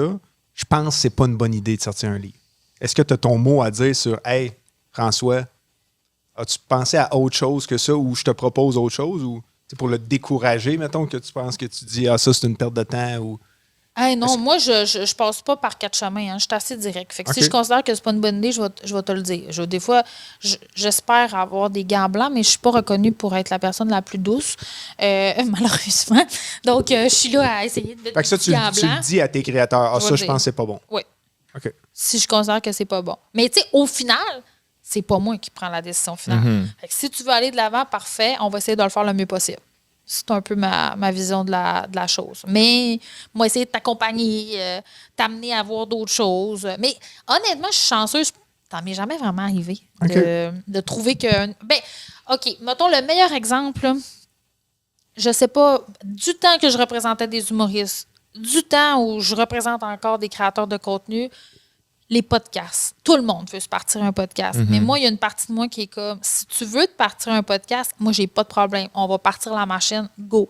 Mais sauf que si c'est pour sortir 4 épisodes, puis après ça, tu n'as plus le temps parce que là, tu es submergé de ta création de contenu, puis ci, puis ça. Puis moi, j'aime beaucoup, je trouve qu'en marketing, une des choses qui fonctionne bien, c'est la récurrence. Le fait qu'on se rappelle les choses. On revoit les mêmes logos. C'est ça qui rentre dans l'imaginaire collectif des gens. C'est ce qui fait que quand tu es à l'épicerie, tu sais, tu as vu une pub de Poppy, là, mais tu t'en as tellement entendu parler sur les réseaux sociaux. Toutes les créatrices de contenu, là, c'est la nouvelle affaire. Là. Bon, mais quand tu arrives à l'épicerie et tu es devant les eaux pétillantes, tu as le goût d'essayer Poppy. Puis là, tu fais comme, ah oui, c'est vrai, j'ai entendu te parler de cette marque-là. Je l'aime bien, c'est ta créatrice. Tu dis tout dans ta tête. Là. Ça se passe en quelques secondes. Fait que la récurrence, elle est pour moi vraiment importante. Fait que c'est une des... Pour moi, j'essaye de... Parce qu'un podcast, c'est long terme. Là. C'est un long shot. Mettons, toi, c'est long avant d'être payé. Non, ça n'a rien à voir avec mon argent. Pantoute. C'est plus que je le sais que mon créateur de contenu va mettre de l'énergie, du temps, tu sais, de trouver les décors, trouver Moi, je le sais, je vais me mettre probablement à approcher des invités potentiels. C'est du temps. Si tu as l'intention de faire ça que pour... Parce que... Puis que tu vas vraiment pas t'y mettre de manière assidue, c'est un coup d'épée dans l'eau. Ça sert absolument à rien. Fait que ça, c'est un exemple de... La conversation que je suis en train d'avoir là avec vous autres, je l'ai déjà eu mot à mot avec des créateurs qui étaient comme « Ouais, j'ai pensé me sortir un podcast. » OK, cool. Mais t'as-tu pensé à ça? Ouais. Parce que sérieux... C'est un peu ça que nous autres, on dresse ça. Là, on en publiait une fois par mois. Oui, c'est ça. 6 semaines. Il n'y avait pas de récurrence. Puis là, on s'est dit « Hey, on en fait-tu quelque chose aux 2 semaines? » Puis essayer de créer le rendez-vous avec l'audience. C'est ça qu'on va faire. Parce que les gens, sinon... À moins que ça ait été super clair depuis le début. Nous autres, on va sortir un podcast par mois. Puis justement, avec Ordressa, mettons, on va sortir un podcast par mois parce que à chaque mois, on va regarder ce qui s'est passé dans la compagnie puis on va relever nos affaires négatives. Puis le mois d'après, c'est un des trucs négatifs qu'on va analyser avec un nouvel invité. Si c'est super clair que le rendez-vous il est mensuel, good. La stratégie est claire. Mais si, au départ, bang, on sort 3 épisodes en un mois, après ça, un épisode le mois d'après, il y a une pause de 2 mois, ça va avoir un impact sur vos vues. Ouais. Stratégiquement parlant, comment on trouve des commanditaires à ça? Oui. Ce qui est intéressant, c'est de dire un commanditaire, moi, je te confirme, je vais être capable de te faire 5 pubs, si ça. Ben oui. Mais je suis content qu'on arrive là parce que nous, on t'a envoyé le plan qu'on a montré à un gros commanditaire qu'on essaye d'avoir, puis on voulait savoir à froid qu'est-ce que t'en pensais. Tu as pris le temps, je pense que tu as pris même des notes, mais ça, c'était intéressant, je pense. Oui. C'est un bout... Moi, mettons... Fait que pour mettre en contexte, on a envoyé un plan de commandite à une grosse institution. Ah oui. Grâce au travail de notre collègue Mathis qui, lui, il trouvait que ça n'avait pas assez cher, qu'on s'undercutait. Ah oui. Puis on s'est dit, OK, on l'essaye. C'était... Ben, tu sais, j'ai pas genre une liste très longue, mais mon premier réflexe, ça serait de vous dire que le kit média, pour moi, il est trop long. OK. C'était quoi? C'était 10 pages, 12 pages? Je sais pas qu'est-ce qu'il t'a envoyé maintenant. Oui, c'est trop long. C'est pas assez straight to the point. OK. Ben, vous le savez, vous avez une entreprise. Si demain, je vous envoie un courriel parce que j'aimerais ça qu'on collabore avec un de mes créateurs de contenu puis que le courriel, il est long. Combien de pages, mettons, c'était un PowerPoint? Ben, moi, c'est ma vision à moi, très personnelle. Mais je pense qu'un 4-5 pages max, là. Faut réduire de beaucoup, là. One-pager, ça marcherait-tu? One-pager, ça peut être génial, mais ça dépend. Ma vision à moi, je sais pas si c'est marketing ou juste stratégique, c'est que si tu as un gros budget à demander ou à proposer au client, il faut que tu lui donnes un peu de jus. Fait qu'une page, je trouve que ça fait cheap. Ça manque de sérieux. OK, ouais. OK, je comprends. Ben, il faut que tu expliques pourquoi ça vaut ce prix-là. Puis tu mets quoi dans les 4 à 5 pages? Des photos de... Ben, mettons, exemple, moi, mes kits médias, c'est moins complexe là, que vous, là, parce que, bon, c'est de la création de contenu. C'est mieux organisé. Peut-être. Mais, tu sais, pour moi, premièrement, moi, l'autre affaire aussi, c'est que toute ma compagnie, l'agence, je tente vraiment de marteler, justement. Tu sais, j'essaie d'appliquer moi-même les propres conseils que je donne, là. Fait que, tu sais, tous les créateurs de contenu ont un kit média, mais le modèle de mon kit média est le même pour tous. C'est-à-dire que mon logo est là. Visuellement, la signature, elle est la même pour tout le monde chez Das Much. Après, il y a une photo de la présentation de. Donc, si c'est le podcast, le logo du podcast, une photo de qui vous êtes, de tata. Puis après ça, un petit descriptif de ce que c'est. Puis les pages qui suivent, c'est les bundles. Là, moi, dans mon cas, là, ça, c'est un sujet qui... Mais tu n'as pas mis les views, tu n'as pas mis le... Oui, je mets les statistiques, mais c'est là que je m'en allais. Moi, je ne mets pas les tarifs dans mes kits médias. Mais ça, c'est ah ouais, hein? Non, je ne mets pas les tarifs. Pas de tarifs. Mais tantôt, je vous l'ai expliqué, tu sais, tous les éléments d'exclusivité, de boosting, ça fait que ça joue. Trop. Exact. Okay. Fait que tant aussi longtemps que j'ai pas eu la première discussion avec le client qui m'a dit « Oui, je serais intéressé, tu peux-tu m'en dire plus sur tes tarifs? » Mais tu trouves-tu que ça fait que tu as bien du monde qui viennent tendre la perche, mais qui, eux, dans leur tête, c'était 2000, mais... C'est comme, faut-tu te revire de bord bien du monde que ça leur aurait été filtré si tu leur disais on se parle même pas en bas de 5000? Ça dépend. Mais là, je te dirais qu'après 8 ans, 7 ans, 8 ans, là, je ne veux pas me rajouter une année de plus. J'ai commencé en 2017, la gérance d'artistes. Fait qu'on est à 8 ans. En 8 ans de gérance d'artistes, puis 13 ans d'avocat, je pense que là, c'est l'expertise qui rentre, puis c'est au feeling. Je peux même pas comment... Je peux l'expliquer dans le sens que à comment l'approche dans le courriel a été faite, comment le courriel est rédigé, c'est quoi l'adresse courriel. Je le vois tout de suite s'il va y avoir de l'argent ou s'il n'y aura pas de l'argent. Même si c'est rédigé avec GPT? Ben, là aussi, ça paraît, là, GPT. By the way, les traits d'union dans ChatGPT, on s'entend. Ils sont longs, hein? Enlevez-les, ces bouts-là, au moins, la première étape, là, enlevez-les. Mais tu sais, je le décèle assez rapidement. Donc là, pour répondre à ta question, c'est que quand je le décèle, je vais straight to the point. Je dis, ben oui, c'est super intéressant, mais voici le tarif. Fait que ça vous intéresse ou ça vous intéresse pas? Puis voici nos conditions. Ça, c'est mon tarif avec mes conditions de base. Puis le kit média. Mais quand je décèle qu'il y a quand même un peu plus de sérieux, qu'on me demande des informations, là, je mets pas les tarifs parce que je le vois bien que la conversation ne va pas s'arrêter rapidement puis qu'il y aura probablement...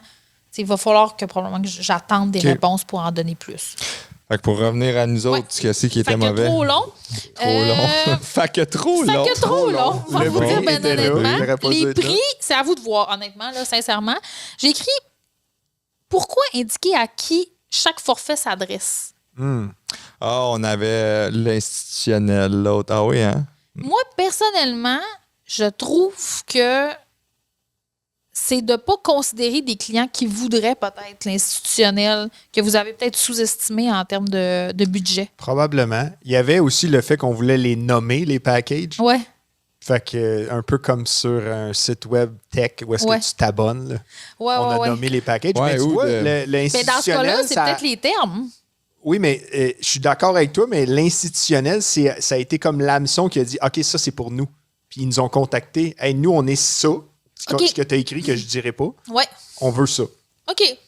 J'ai peut-être pas c'était un peu, je pense aussi, un genre de... un persona. C'est un persona. Tu sais, mettons, hey, nous, nos t-shirts à poche, on en vend à tout le monde, mais si je t'en parle comme c'est un cadeau des fêtes, achète ça à ton chum, bon, évidemment, c'est plus pourrait être n'importe qui, mais c'est comme si je te le pré-mâche, là, mais... Mais c'est vrai je suis d'accord qu'on exclut du monde, mais moi, ce que j'aimais, c'était de dire, pour ce prix-là, ça s'adresse à une petite entreprise qui a un produit à promouvoir durant l'émission qu'on consommerait, exemple, une boisson. Tu sais, je m'étais comme fait un persona dans ma tête. On le comprend quand on le lit, mais je trouve quand même... C'est peut-être les termes dans ce cas-là. Tu sais, je déteste pas le gag là, du style de... c'est pas... Mais c'est peut-être les termes qui, pour moi, tu sais, institutionnels... Une petite entreprise pourrait avoir le budget d'un institutionnel, mais se dire c'est pas ça qu'ils cherchent. Je trouve ça un peu réducteur. T'as raison. En fait. Fait que c'est peut-être les termes à changer. Le concept est pas mauvais, mais c'est peut-être les termes à changer. Fait que le package, tu le nommes différent ou tu le nommes pas pantoute? Comme vous voulez. Parce que si on enlève le prix puis qu'on enlève le nom, comment qu'on l'appelle? Vous le décrivez, en fait. Il faut décrire c'est quoi qui va être... Tu sais, c'est quoi la publicité. Exemple, j'ai notamment le mandat d'approcher des marques pour insérer de la publicité dans le nouveau magazine du Fit Cook. Okay. Donc, j'ai rédigé un kit média qui est différent du modèle de kit média de base pour vendre la publicité de Jérémy. Puis moi, c'est sûr que moi, je suis straight, là. Je suis avocate, donnez-moi un break, mais c'est option 1, option 2, option 3, option 4. C'est vraiment plate. Moi, dans ce contexte-là, par contre, j'ai mis les prix. Fait que, ça dépend. Là, tout est un cas d'espèce encore.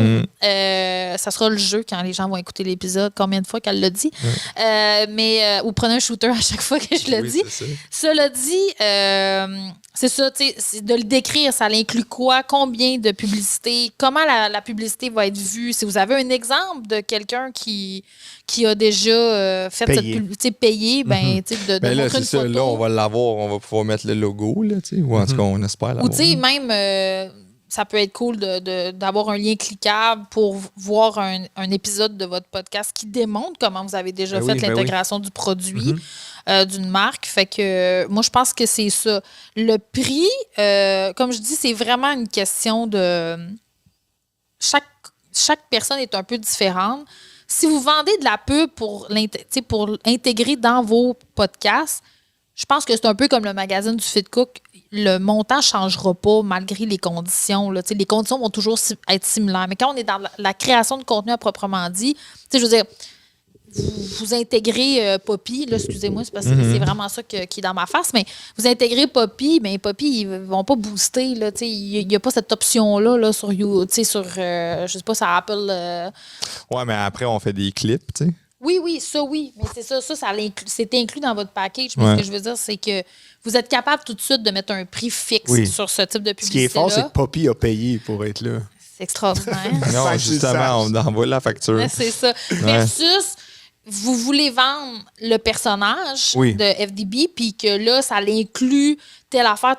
Là, c'est là où, moi, inclure le prix, je trouve ça plus touché parce qu'il peut avoir des éléments qui font que le prix va changer. Mais surtout quand tu commences, nous, le podcast Investi, on a diffusé 16. Ouais. Je montre ça à quelqu'un qui est expert en commandite. Il part quasiment à rire en voyant le nombre de vues. Il n'a pas regardé l'engagement, puis... qui est quand même très, très bon. Puis là, il dit, t'auras jamais ce prix-là avec ces vues-là. Là. Ouais. Mais comment tu fais pour pricer quand tu commences? Que ce soit un podcast ou que ce soit un créateur de contenu? Oui, parce que c'est sûr que tu es à pas beaucoup au début. Il faut que tu essaies de vendre genre le... Puis t'as pas l'aide de quelqu'un comme toi qui va approcher un tout petit. Là, parce que pas... J'ai un excellent exemple en ce moment. En fait, Samantha qui lance sa chaîne YouTube. Puis quand j'ai commencé des approches auprès des marques de Samantha... pour la chaîne YouTube, parce qu'on va... Mais Samantha avait déjà un following avant qu'elle lance. Mais pas sur YouTube. OK. Non, ce que je veux dire, c'est moi puis Marc, on est deux nowhere. Là. Oui, ça, c'est sûr. Désolé pour Marc. Je suis un nowhere. Marc est quelqu'un de bien. Non, mais... Oui, ça, c'est ça, c'est un point. T'as quand même écrit fin heureuse. Oui, c'est ça, exact. Est-ce que t'en as-tu parlé? Non, mais t'en as pas parlé tant que ça. C'est d'ailleurs le segment Fin heureuse, un excellent livre. Je vais en lire un auteur québécois. Non, c'est sûr. Mais en fait, mon point, c'était que malgré qu'elle soit connue, vendre YouTube, vendre la publicité sur YouTube, sur une chaîne où, en ce moment, j'ai aucune statistique. Là. Aucune. C'était un défi. Là. Puis c'était un de mes premiers défis. Puis je l'ai dit à Samantha de manière très honnête, je ne sais pas si je vais être capable parce que je le sais que la question qu'on va me poser, c'est quoi les vues? Mais tu as été capable. J'ai été capable. Oui. Mais j'ai été capable parce que je suis allée chercher la portion qui a une valeur. Fait qu'on on a dit aux clients, ben nous, on vous inclut des publicités, mais ce qui a une valeur en ce moment chez Samantha, c'est sa plateforme de TikTok. Fait qu'on va intégrer des extraits. T'sais. Il va y avoir des extraits qui vont être release sur TikTok, puis vous allez avoir dans un genre de thumbnail votre logo. Fait que ça, il y a comme un où j'ai certaines marques qui vont me demander, peux-tu en plus nous ajouter un reel ou un vidéo? Dans votre cas, le podcast, de ce que j'ai compris dans la manière dont vous le gérez, il est inclus un peu dans la business. C'est un produit de la business globale. Right? Le podcast n'investit pas vraiment, mais on veut faire plus de médias sous une entité qui va s'appeler Bristol. Mais le podcast en soi n'avait pas de page de réseaux sociaux, n'avait pas de YouTube. Mais ce que je veux dire, c'est qu'il est sous l'entité Bristol qui touche à toutes vos autres entités d'entreprise. Ça, c'est une autre question. Mais c'est ça. Fait que ça, t'en as du reach pour de vrai. T'as une valeur là, parce à chercher. Parce que j'inclus. Moi, ce que je pense, c'est que la manière de le monétiser puis l'attrait dans le contexte où t'es pas connu puis que c'est un nouveau podcast. C'est de dire que je suis l'ami à Anthony. 100%. Non, mais reste que ce commanditaire-là de quel on parle, il a quand même vu un autre podcast. On dresse ça. Oui, avec sûrement l'épisode avec PY, peut-être, ou en tout cas qui a fait beaucoup de vues. Fait que, sûrement que. Mais pourquoi pas leur offrir de la visibilité sur les deux podcasts? C'est ça qu'on a jasé. C'est un peu ça. C'est un peu là que je vous amène. Eux, ils ont des enveloppes budgétaires, c'est une fois par année avec une date, tout ça. Là. Ouais. Tu sais sûrement comment ça marche. Là. Oui et non, là, dans le sens que toutes les entreprises ont une année de début financière qui commence un peu. Il y en a qui c'est le 1er janvier. Oui, exact. Mais à ce niveau-là, c'est vraiment strict. C'est comme, il faut que l'argent soit dans une enveloppe à telle date. La date est là. Fait que c'était un peu serré. Fait que c'est comme, on va se reparler l'an prochain pour plus de choses. Fait que ça, c'était une porte ouverte. Mais c'est ça, c'est de voir, tu sais, dans votre cas, il y en a d'autres accroches où vous êtes capable de pricer, en fait. Fait que le nanan, c'est... Initialement, nous, on t'approche pour de la publicité dans ce podcast-là. Mais, don't get me wrong, mais comme promotionnellement, c'est pas en ce moment celui qui est le plus attrayant. Je peux également nourrir l'offre en t'intégrant de la publicité dans les produits que là, j'ai plus d'assurabilité puis que je suis capable de sortir plus des chiffres puis quelque chose de plus attrayant, mettons. Okay. C'est un peu ma vision. Est-ce que tu prices dans le futur, genre, signe 1 an avec nous, dans 6 mois, on s'attend à être là, fait qu'on charge ce prix-là et non dans le passé? J'aimerais ça, mais c'est difficile à faire. J'ai jamais réussi. Puis je trouve ça. Parce que nous, c'est un peu ça qu'on essayait de faire. C'était pas mal ça. On vend le futur. Vendais le futur, ouais, non. Ben, comme je dis, là, Samantha, j'ai vendu le futur. Achète l'histoire. On va être là. Je pense que ça va marcher. Puis j'ai écrit un livre, fait que tu peux me faire confiance. Oui, en plus. Le livre a beaucoup aidé, je pense. C'est clair. Mais, tu sais, vendre le futur, c'est pas impossible. Là. Comme je dis, c'est un exemple, je l'ai fait avec Sam. Puis, tu sais, turns out que là, elle a annoncé la sortie de la chaîne YouTube. Puis, elle a énormément d'abonnements. Puis, tu sais, ça va super bien là, pour, je répète, une plateforme qui, en ce moment, n'a pas partagé aucun saint contenu. Là. Donc, les gens s'abonnent en attendant la surprise tantôt, tu sais. Attends, il n'y a rien. Puis, elle a combien d'abonnés sur YouTube? Elle n'a pas publié encore. Je ne suis pas à jour, mais je pense qu'on est à 7500. Avec aucun contenu. Avec aucun contenu. Comment vous faites pour attirer 7500 personnes? Samantha a une force d'attraction en ce moment qui est bien à elle et je la salue. C'est parce qu'elle fait du bon travail. Mais il y a comme un intérêt alentour de ce qu'elle fait, de ce qu'elle est. C'est incroyable, la conversion. Oui, c'est fou. Exact. Mais quand moi, j'ai commencé à approcher mes premières marques, elle avait 0 abonnés sur YouTube. On n'avait pas encore annoncé qu'elle allait sortir. J'ai approché des marques. En combien de temps à monter à 7500? Excuse de te couper, je suis comme trop captivé par... Moins d'1 mois. OK. Dingue. Puis, mettons, ordre de grandeur sur TikTok, son following, ça ressemble à quoi? 100 000 et plus. OK. Mais en annonçant la sortie de la chaîne YouTube, le follow. En fait, les abonnés ont augmenté sur TikTok et sur Instagram. Okay. Mais au moment où elle l'a lancé, on était à 100 000 et des poussières, je pense. Là. Pauvre titre, j'espère que j'ai des bonnes affaires avec les chiffres. Puis on était à peu près à 35 000, il me semble, peut-être même 30 000 sur Instagram. Okay. Là, j'ai pas regardé un matin. J'ai plein de questions, mais ça va tomber trop dans le technique. Mais ça, ça a été fait organiquement? Aviez-vous une stratégie budget, marketing, ads qui a envoyé du monde là? Non, c'est organique 100%. Ah ouais, vous mettez pas ça serait pas une strat, ça, de pomper un peu de budget, faire grossir les chiffres, puis après ça, revendre ça à l'autre qui veut payer? Ben non, on appelle ça un peu de la fraude, si je peux me permettre. Ah ouais? Ben, du maquillage. Je dirais que c'est plus du maquillage. Des vues sont qui vues, ben, sont en Inde, ben regarde. En passant, tu sais, mettons, les faux abonnés, tout. Non, mais je pense qu'il y en a une chier qui font ça. Là. Peut-être. Non, il y en a plein. Il me regarde, il est bien mais je dis pas oui. Mais non, mais toi. Je le sais pas. Moi je suis avocate, je ne vais pas prétendre quelque chose dont j'ai pas la certitude. Bon. Voilà. OK.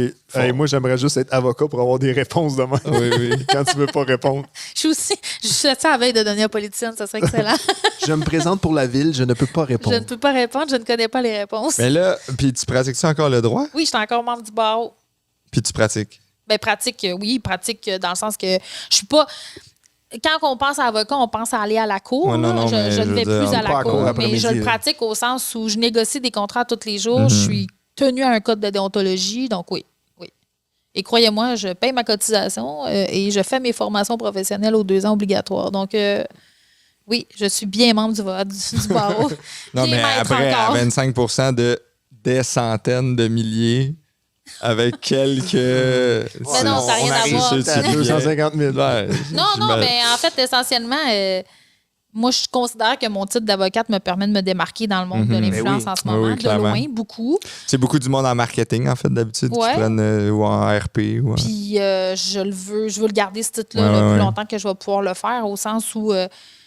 je trouve vraiment que ça donne aussi un côté professionnel à ce que je fais. Ça justifie des pourcentages.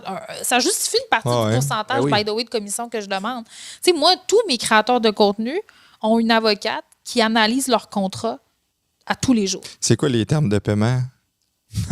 Qu'est-ce que tu veux dire? Ben, tu sais, mettons, il lène 5 000 une conférence. Ouais. Le client, quand tu payes quand? Ben, dans le fond, tu veux dire le client paye l'artiste? Ouais. Ça dépend. Moi, normalement, on donne un 30 jours, là, suivant la publication en passant. Suivant la publication. Ouais. Okay. Et ça, on est sur une collaboration annuelle ou une collaboration plusieurs temps. Il va souvent avoir un pourcentage à la signature du contrat pour confirmer un truc. Puis aussi, on est sur des vraiment plus gros budgets. Je vais souvent demander un paiement à la signature du contrat, mais signature du contrat étant dans les 30 jours suivant le contrat, c'est l'artiste qui est payé. Puis après ça, moi, je lui envoie ma facture. Est-ce que ça change selon que c'est 5 000 ou 100 000? Mettons, je dis n'importe quoi, on veut signer un client 100 000 $. Je veux un tiers à la signature. Absolument. C'est standard, ça, ou je dis n'importe quoi? Est-ce que c'est standard? Là, je peux pas parler pour les autres, mais moi, oui. Oui, C'est-tu passé? Mais moi, après, je me dis c'est une négo, tu sais, parce que, tu sais, là, ben, pourquoi on te paierait tout de suite? Ben, c'est parce que le temps que je mets sur vous autres, je le mets pas. Ouais, aussi. Puis parce que je bloque ça théoriquement dans ma tête, mais sinon, j'ouvrirais peut-être la porte à d'autres. Ben, moi, c'est surtout cet élément-là. J'y reviens, Poppy, cette pauvre marque qui vous paye pas en plus. Si tu le dis 5 fois, on donne des ailes gratuites à tout le monde. C'est ça.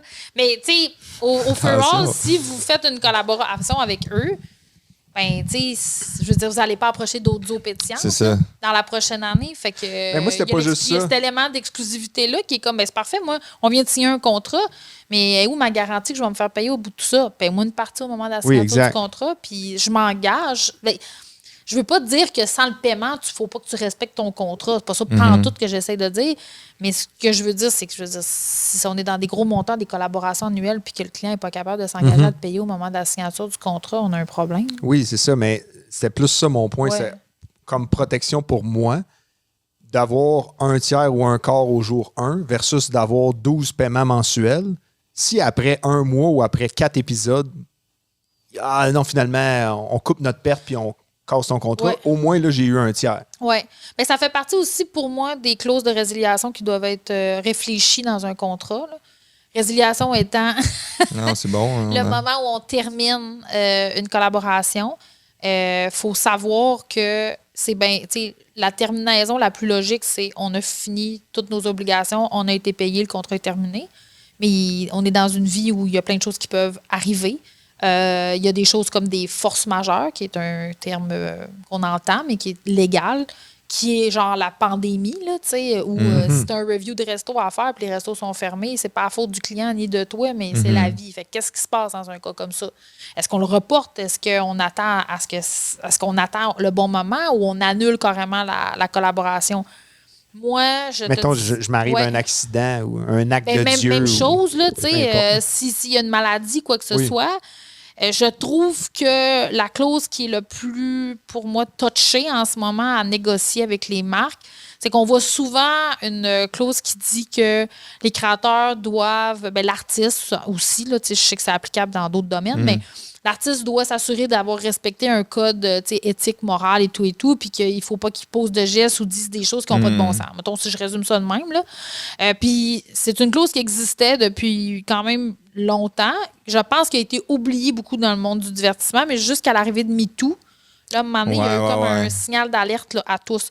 Puis tu sais, si je peux me permettre, là, à l'époque du MeToo, quand est arrivé ce qui est arrivé avec Gilbert Rozon puis Juste pour rire, je peux vous dire qu'il y avait une gang d'humoristes qui avaient le goût de sacrer leur camp parce qu'ils étaient en production de leur one-man show. Là. Ils n'avaient plus le goût là, d'être représentés par Juste pour rire. Fait qu'il arrive quoi dans un cas où soit l'artiste, soit l'entreprise qui va... Parce que vous êtes une entreprise qui fait de la promotion pour des produits. Il arrive quoi si... Autant vous avez agi pas correctement, ça, c'est plus normal à avoir dans un contrat. Mais il arrive quoi si le dirigeant de la marque, tu sais, c'est vrai. Il arrive quoi? Puis, pour être bien honnête, c'est pas de votre faute. C'est arrivé. C'est arrivé. Puis, c'est pas de votre faute. Mais, tu sais, on parle de ça, mais il y en a toujours des scandales, là, tu sais, je sais pas, moi, au-delà de ce qu'on peut penser avec le MeToo. On sait qu'il n'y a pas, que, mettons, le dirigeant de l'entreprise est pas smart avec ses employés, puis ça fait le front page de la presse à un moment donné parce que crime, c'est un climat toxique. La grosse compagnie, c'est ça. Tu veux pas faire de la pub la semaine d'après dans ton podcast avec ça? Fait mais contractuellement, tu es engagé. Je suis engagé. Fait que, tu sais, moi, c'est un des nerfs de guerre que j'ai de mon côté, c'est d'essayer d'expliquer aux clients que moi, là, pas de problème. Mes créateurs de contenu, là, puis moi, la première, là, s'il y en a un qui se ramasse la main dans les culottes d'un mineur à mort, là, c'est sûr. Mais toi, c'est quoi ma protection? Oui, parce que là, il y a toi, tes mains. Ils sont où, hein? Exact, c'est ça. Fait que ça... Mais on dirait que tout ça, c'est du temps, c'est de l'expertise, c'est des contrats. Qu'est-ce, mettons, pour quelqu'un qui commence puis qui se fait offrir 2000 pour parler... il saute sur le 2000. La clause de résiliation, c'est quoi ça? C'est parti en frais d'avocat de rédiger cette patente-là pour faire un 2000, avoir fait un kickflip un skateboard. Ça n'a pas rapport. Là, ben, c'est sûr que là, tu vas. Je peux comprendre. J'ai vendu mon âme pour 2000, mais c'est l'avocat qui a eu l'argent. Oui, j'étais influenceur. Il y a quand même des modèles là, sur Internet là, de disponibles. Moi, j'invite beaucoup les gens à aller consulter des sites Internet comme Éducalois, qui va donner quand même de l'information juridique, qui va faciliter. Puis dans votre vie de tous les jours, en passant, il y a plein de sujets aussi intéressants. J'ai une collègue avocate qui a rédigé j'ai oublié c'est quoi le titre. Maître Tori, en fait, Aïcha Tori, qui a rédigé un ouvrage sur le côté légal du marketing d'influence. Puis dans son livre, elle met tout ce que je viens de vous dire là, elle met en fait carrément des exemples de contrats. C'est un livre que, tu sais, je pense qu'il coûte 40 45 mettons 50 tout au plus. Puis là, la pauvre, peut-être que je me trompe dans le prix, mais 50, il me semble pas que c'est ça que j'ai payé pour l'avoir. Puis achetez ça, tu sais, ça vous donne quand même une bonne idée d'un barème sans aller consulter un avocat proprement dit. Mais tu sais, c'est ça. Moi, personnellement, c'est toute cette expertise-là qui fait partie de mon pourcentage de commission, tu sais. La date de renouvellement, mettons qu'on signe 1 an, tu renouvelles quand? Qu'est-ce que tu suggères? Ça dépend. Ça dépend. Souvent, en fait, un renouvellement, ça va arriver avec une clause qui va dire qu'à tel moment, les parties vont se rasseoir pour négocier. Ça sera dans le contrat initial. Oui. Okay. Ça ne sera pas un renouvellement automatique. Rares sont les fois là, où les clients veulent renouveler. Ça arrive, là, tu sais. Dans les maisons d'édition, vous avez probablement un contrat qui a une clause, en fait, de premier refus. Là. Donc, qui va dire. C'est pas des clauses de renouvellement, mais tu sais, on est à peu près dans les mêmes eaux, là, qui dit que si tu veux en sortir un livre, ben d'abord, il faut que tu ailles pitcher ton idée à la même maison d'édition. Souvent, probablement qu'il y a ça dans vos... on va faire mon livre avec ta maison comme si c'était toi qui l'as écrit. Ça, c'est fort. Ça, c'est bon. Ça, c'est fort. Non, mais je demande ça. Exemple, je signe 1 an. Ouais. Moi, je veux renouveler dans 6 mois. Pour me laisser 6 mois de jeu, s'ils disent non, d'aller voir le compétiteur. Ouais. Et là, eux autres, ils disent non, c'est 3 mois ou 2 mois. Là, moi, je suis comme, j'ai juste 2-3 mois pour me retourner de bord. Parce qu'ils ont tout avantage à étirer ça pour aller épuiser. Pour aller épuiser. Ben, tu sais, ça pourrait être. Oui, c'est ça. En fait, là, j'ai le goût de te dire, tout est à négocier. Ouais. Il n'y a pas de règle au sens où si toi, tu considères que tu as besoin d'un buffer de 6 mois pour savoir où est-ce que le client s'en va avec ses flûtes pour l'année prochaine, c'est parce que c'est tellement nouveau qu'il n'y a pas de règles, justement. Là, tu dis en fait, tout est à négocier. C'est les mêmes règles. Oui, c'est ça. C'est qu'on dirait que le monde pense, que même pour tout le côté légal, la publicité à proprement dit, là, c'est comme si le monde pense que parce que le marketing d'influence est un domaine nouveau, que là, tout est à construire. Puis, à toutes les fois, on entend il faudrait une loi pour ça. Moi, je suis beaucoup sur Reddit, je regarde les commentaires. Il y en a des pertinents, mais il y en a d'autres non. Mais puis, tu sais, c'est beaucoup, c'est l'enfer, il faudrait une nouvelle loi pour ci, il faudrait encadrer ça pour ça. Ben, t'as peu, là, wow, on en a beaucoup des lois au Québec, puis elles s'appliquent même dans le contexte du marketing d'influence. Tu sais, les abus d'enfants, je sais pas comment vous expliquer ça, mais ça s'applique aussi à l'écran dans un cadre publicitaire. Fait que, tu sais, toute la question de la résiliation, c'est toutes des clauses contractuelles qui existent depuis toujours. Mais c'est qu'on n'est pas formé là-dessus. Là. Mais avant, aussi. Mettons, tu pouvais difficilement avoir une carrière from scratch quand il n'y avait pas les réseaux sociaux. Fait que les artistes qui étaient découverts, il y avait une maison de prod où il y avait des gérants. Fait qu'il y avait sans doute cette expertise-là pour eux autres. Mais là, à Star, tu es tout seul à t'auto-défendre ou t'auto-représenter là, avant de trouver un agence. Il y a deux choses. C'est le manque de connaissances qui doit être plus divulgué. Mais à la question, tu sais, ça existait-tu avant? Ben oui, tu sais, toutes ces règles-là s'appliquent au marketing d'influence. C'est de la négo, mais dans le fond, ce qui revient tout le temps, c'est de connaître les paramètres sur lesquels tu peux négocier. Ouais. Y a-tu de l'exclusivité? Ils font-tu de la pub? C'est quoi leur budget? Y a-tu... comment je résilie? Comment je résilie? Comment je la publicité, comment? Pendant combien de temps?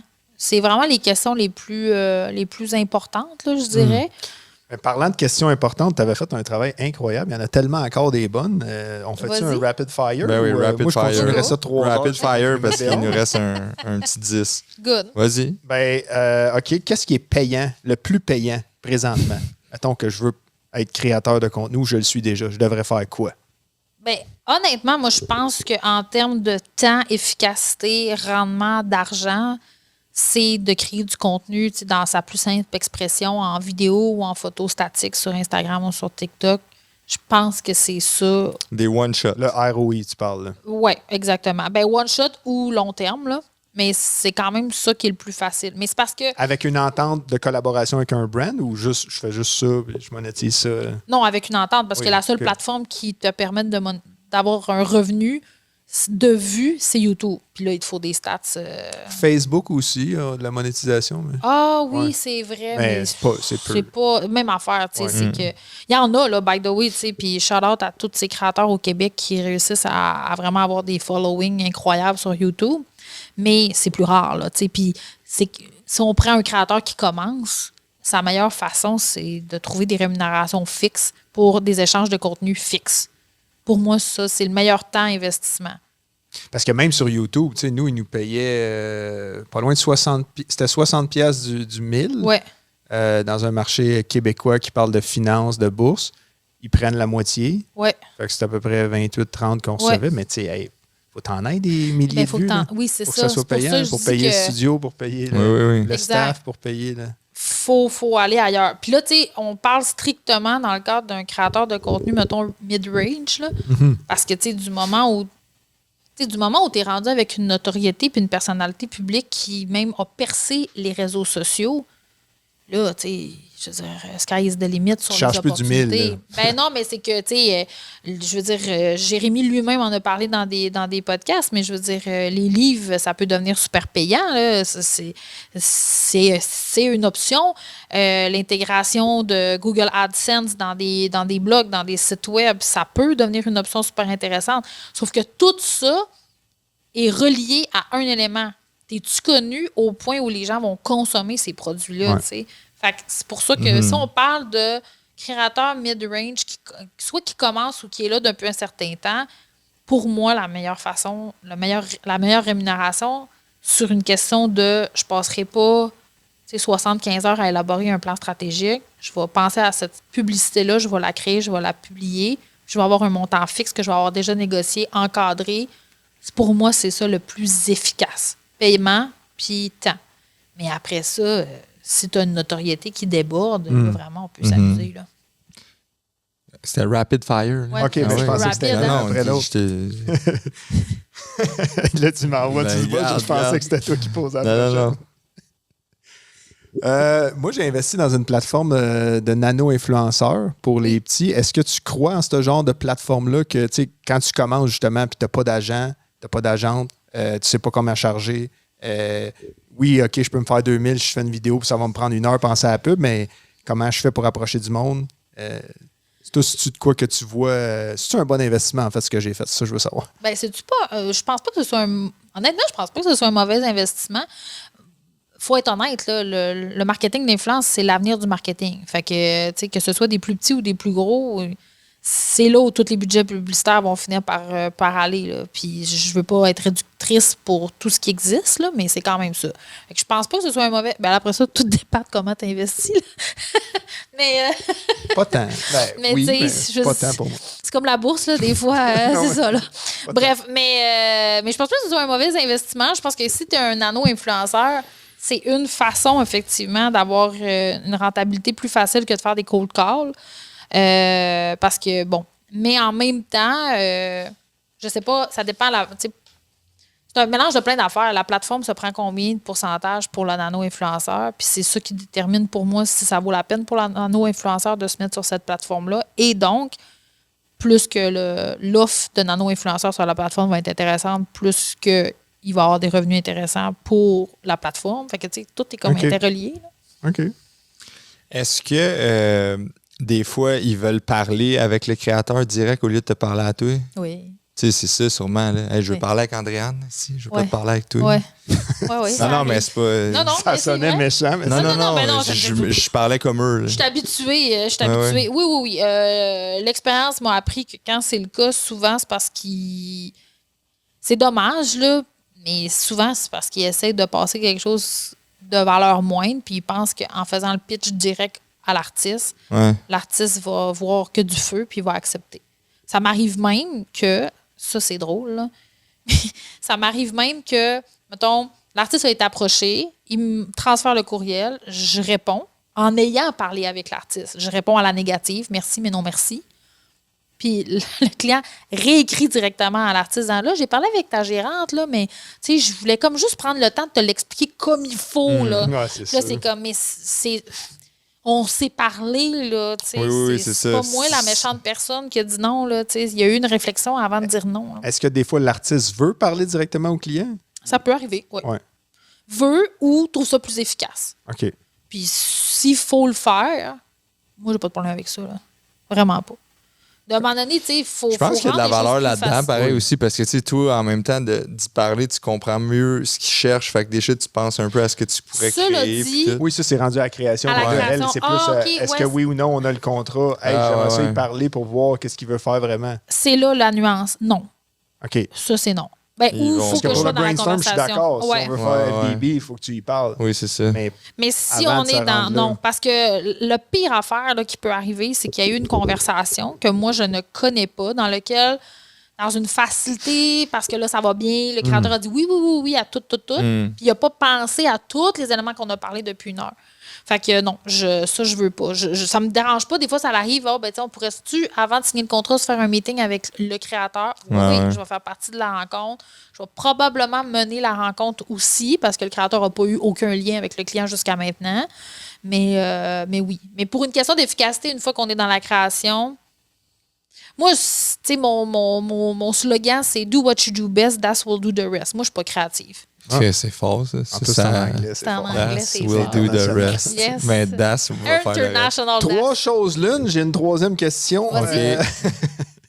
Ça arrive-tu des fois que tu appelles ton créateur ou ta créatrice « Hey, produis donc plus de contenu. » Non. OK. Non. Moi, j'ai la chance, encore une fois, d'avoir des créateurs de contenu qui, naturellement, ont la sensibilité et ils connaissent leur plateforme, fait qu'ils nourrissent naturellement leur plateforme organique. Puis c'est aussi une des raisons pour lesquelles je décide de collaborer avec eux. Puis je m'ingère très peu dans la création de contenu. J'ai appris ça en humour, où c'est un domaine dans lequel il y a plus de fragilité, parce qu'il y a comme un besoin de protéger son art un petit peu plus. Moi, je dis artiste, je dis pas créateur de contenu dans mon day-to-day, puis les gens ne comprennent pas trop. Là. Mais fait que je m'immisce pas beaucoup. À moins que je sente que là, on a transgressé des règles morales, éthiques ou légales. Là, je vais m'en mêler sans problème. Ça m'est jamais arrivé, mais j'aurais aucun problème à jumper in, faire comme là, ça, danger. Danger. On retire c'est ça. Quand ça va. retire ça immédiatement. Mais quand ça va bien puis il y a de la création de contenu, tu disais que c'était le meilleur ROI, mais mettons, ça fait 2 mois que je suis sur mon divan puis je fais rien. Tu vas-tu me donner une claque en arrière de la tête? Ben, c'est sûr que là, moi, dans mon contrat, j'ai aussi mes propres clauses de sortie. Là, OK. dans le sens que si... c'est que moi, à un moment donné, si j'ai plus rien à vendre, je fais quoi, tu sais? Mettons, tu représentes FDB, puis là, tu vois une story de lui qui dit qu'il vend son droit. Là, c'est les élections. Là, il vend son droit de vote au plus offrant. Là. Je vais voter pour qui vous voulez, il faut juste vous me payer plus cher. T'interviens-tu, vu que c'est un personnage? Ah, ben là, non. Il y avait un deuxième degré. Il y avait un deuxième degré. Non. Non, je pense pas que j'interviendrais. Si c'est le personnage qui parle, non, parce que c'est humoristique. Là. J'ai la chance, ça se défend, là. Ben oui. OK. Mettons qu'il va tatouer ses doigts. À l'époque, chez Comédia, on représentait les Denis de Relais. Les gars, quel univers univers créatif, ils sont incroyables, mais les personnages permettent de dire des abominations qui n'ont aucun sens, mais c'est le personnage. Il est excusé par le personnage. Fait que non, il faut comprendre le deuxième degré. Puis ceux qui ne le comprennent pas, ben, on va leur expliquer que c'est du deuxième degré, mais non, j'ai pas de problème avec ça. On peut tirer encore plus. Mathis, on étire l'élastique. Mais ça reste que prendre une photo de son bulletin de vote que tu as voté pour le NPD, mettons, ça, c'est illégal. Oui. Personnage ou pas. Ouais. Ben oui, parce que là, c'est pas le personnage là, qui. La réalité, c'est pas le personnage qui vote, c'est quand même deux personnes. Moi, j'ai déjà fait. Ah bon. Fait que non, illégal. Okay. Ben, regarde, on arrive au bout de notre. Mettons, temps studio, 5 secondes qui restent. 5 secondes de temps studio. Ça, mais souvent, on demande au monde s'ils ont un shameless plug à faire. Je sais que tu t'as dit que tu es contente, tu es satisfaite de travailler avec 5, 6, 7 personnes. Peut-être que tu n'es pas à la recherche d'un nouveau talent, mais y a-tu quelque chose que tu aurais envie de mettre de l'avant? C'est qu'on peut te suivre. Je sais que tu prends position sur certaines affaires sur LinkedIn aussi. Ben, j'écris des textes hebdomadaires sur LinkedIn sur mon opinion, ma vie d'entrepreneur. Mais mon opinion, exact. J'ai lancé ça ce matin plus particulièrement. Mais je dirais, suivre la page Instagram de Das Much sur laquelle aussi je partage les collaborations rémunérées que mes artistes font mensuellement. J'ouvre la porte à d'autres super belles conversations comme je viens d'avoir là avec vous. Ça me fait vraiment plaisir de partager mon expertise. Je me sens sur mon X dans mon travail, puis je remercie mes créateurs de contenu de me donner la confiance qu'ils me donnent à tous les jours. Puis nous, est-ce que là, on a le droit de partager ce podcast-là ou faut qu'on te fasse signer un release? Okay. Non, mais c'est parce qu'après tout cela n'était qu'une pub organique. Oui, c'est ça, exactement. Tellement bien intégré. Fait que voilà, pour vous donner mon consentement sur mon droit à l'image. On en retient. Oui, c'est ça, parce que là, on a le droit à l'image, puis on a l'autre droit. Je vais réécouter tout l'épisode parce que j'ai pas tout suivi. Puis l'affaire d'espèces, là, je me souviens pas trop. Mais merci beaucoup. Un cas d'espèce. Merci vraiment, tu étais super généreuse de ton temps et de tes conseils.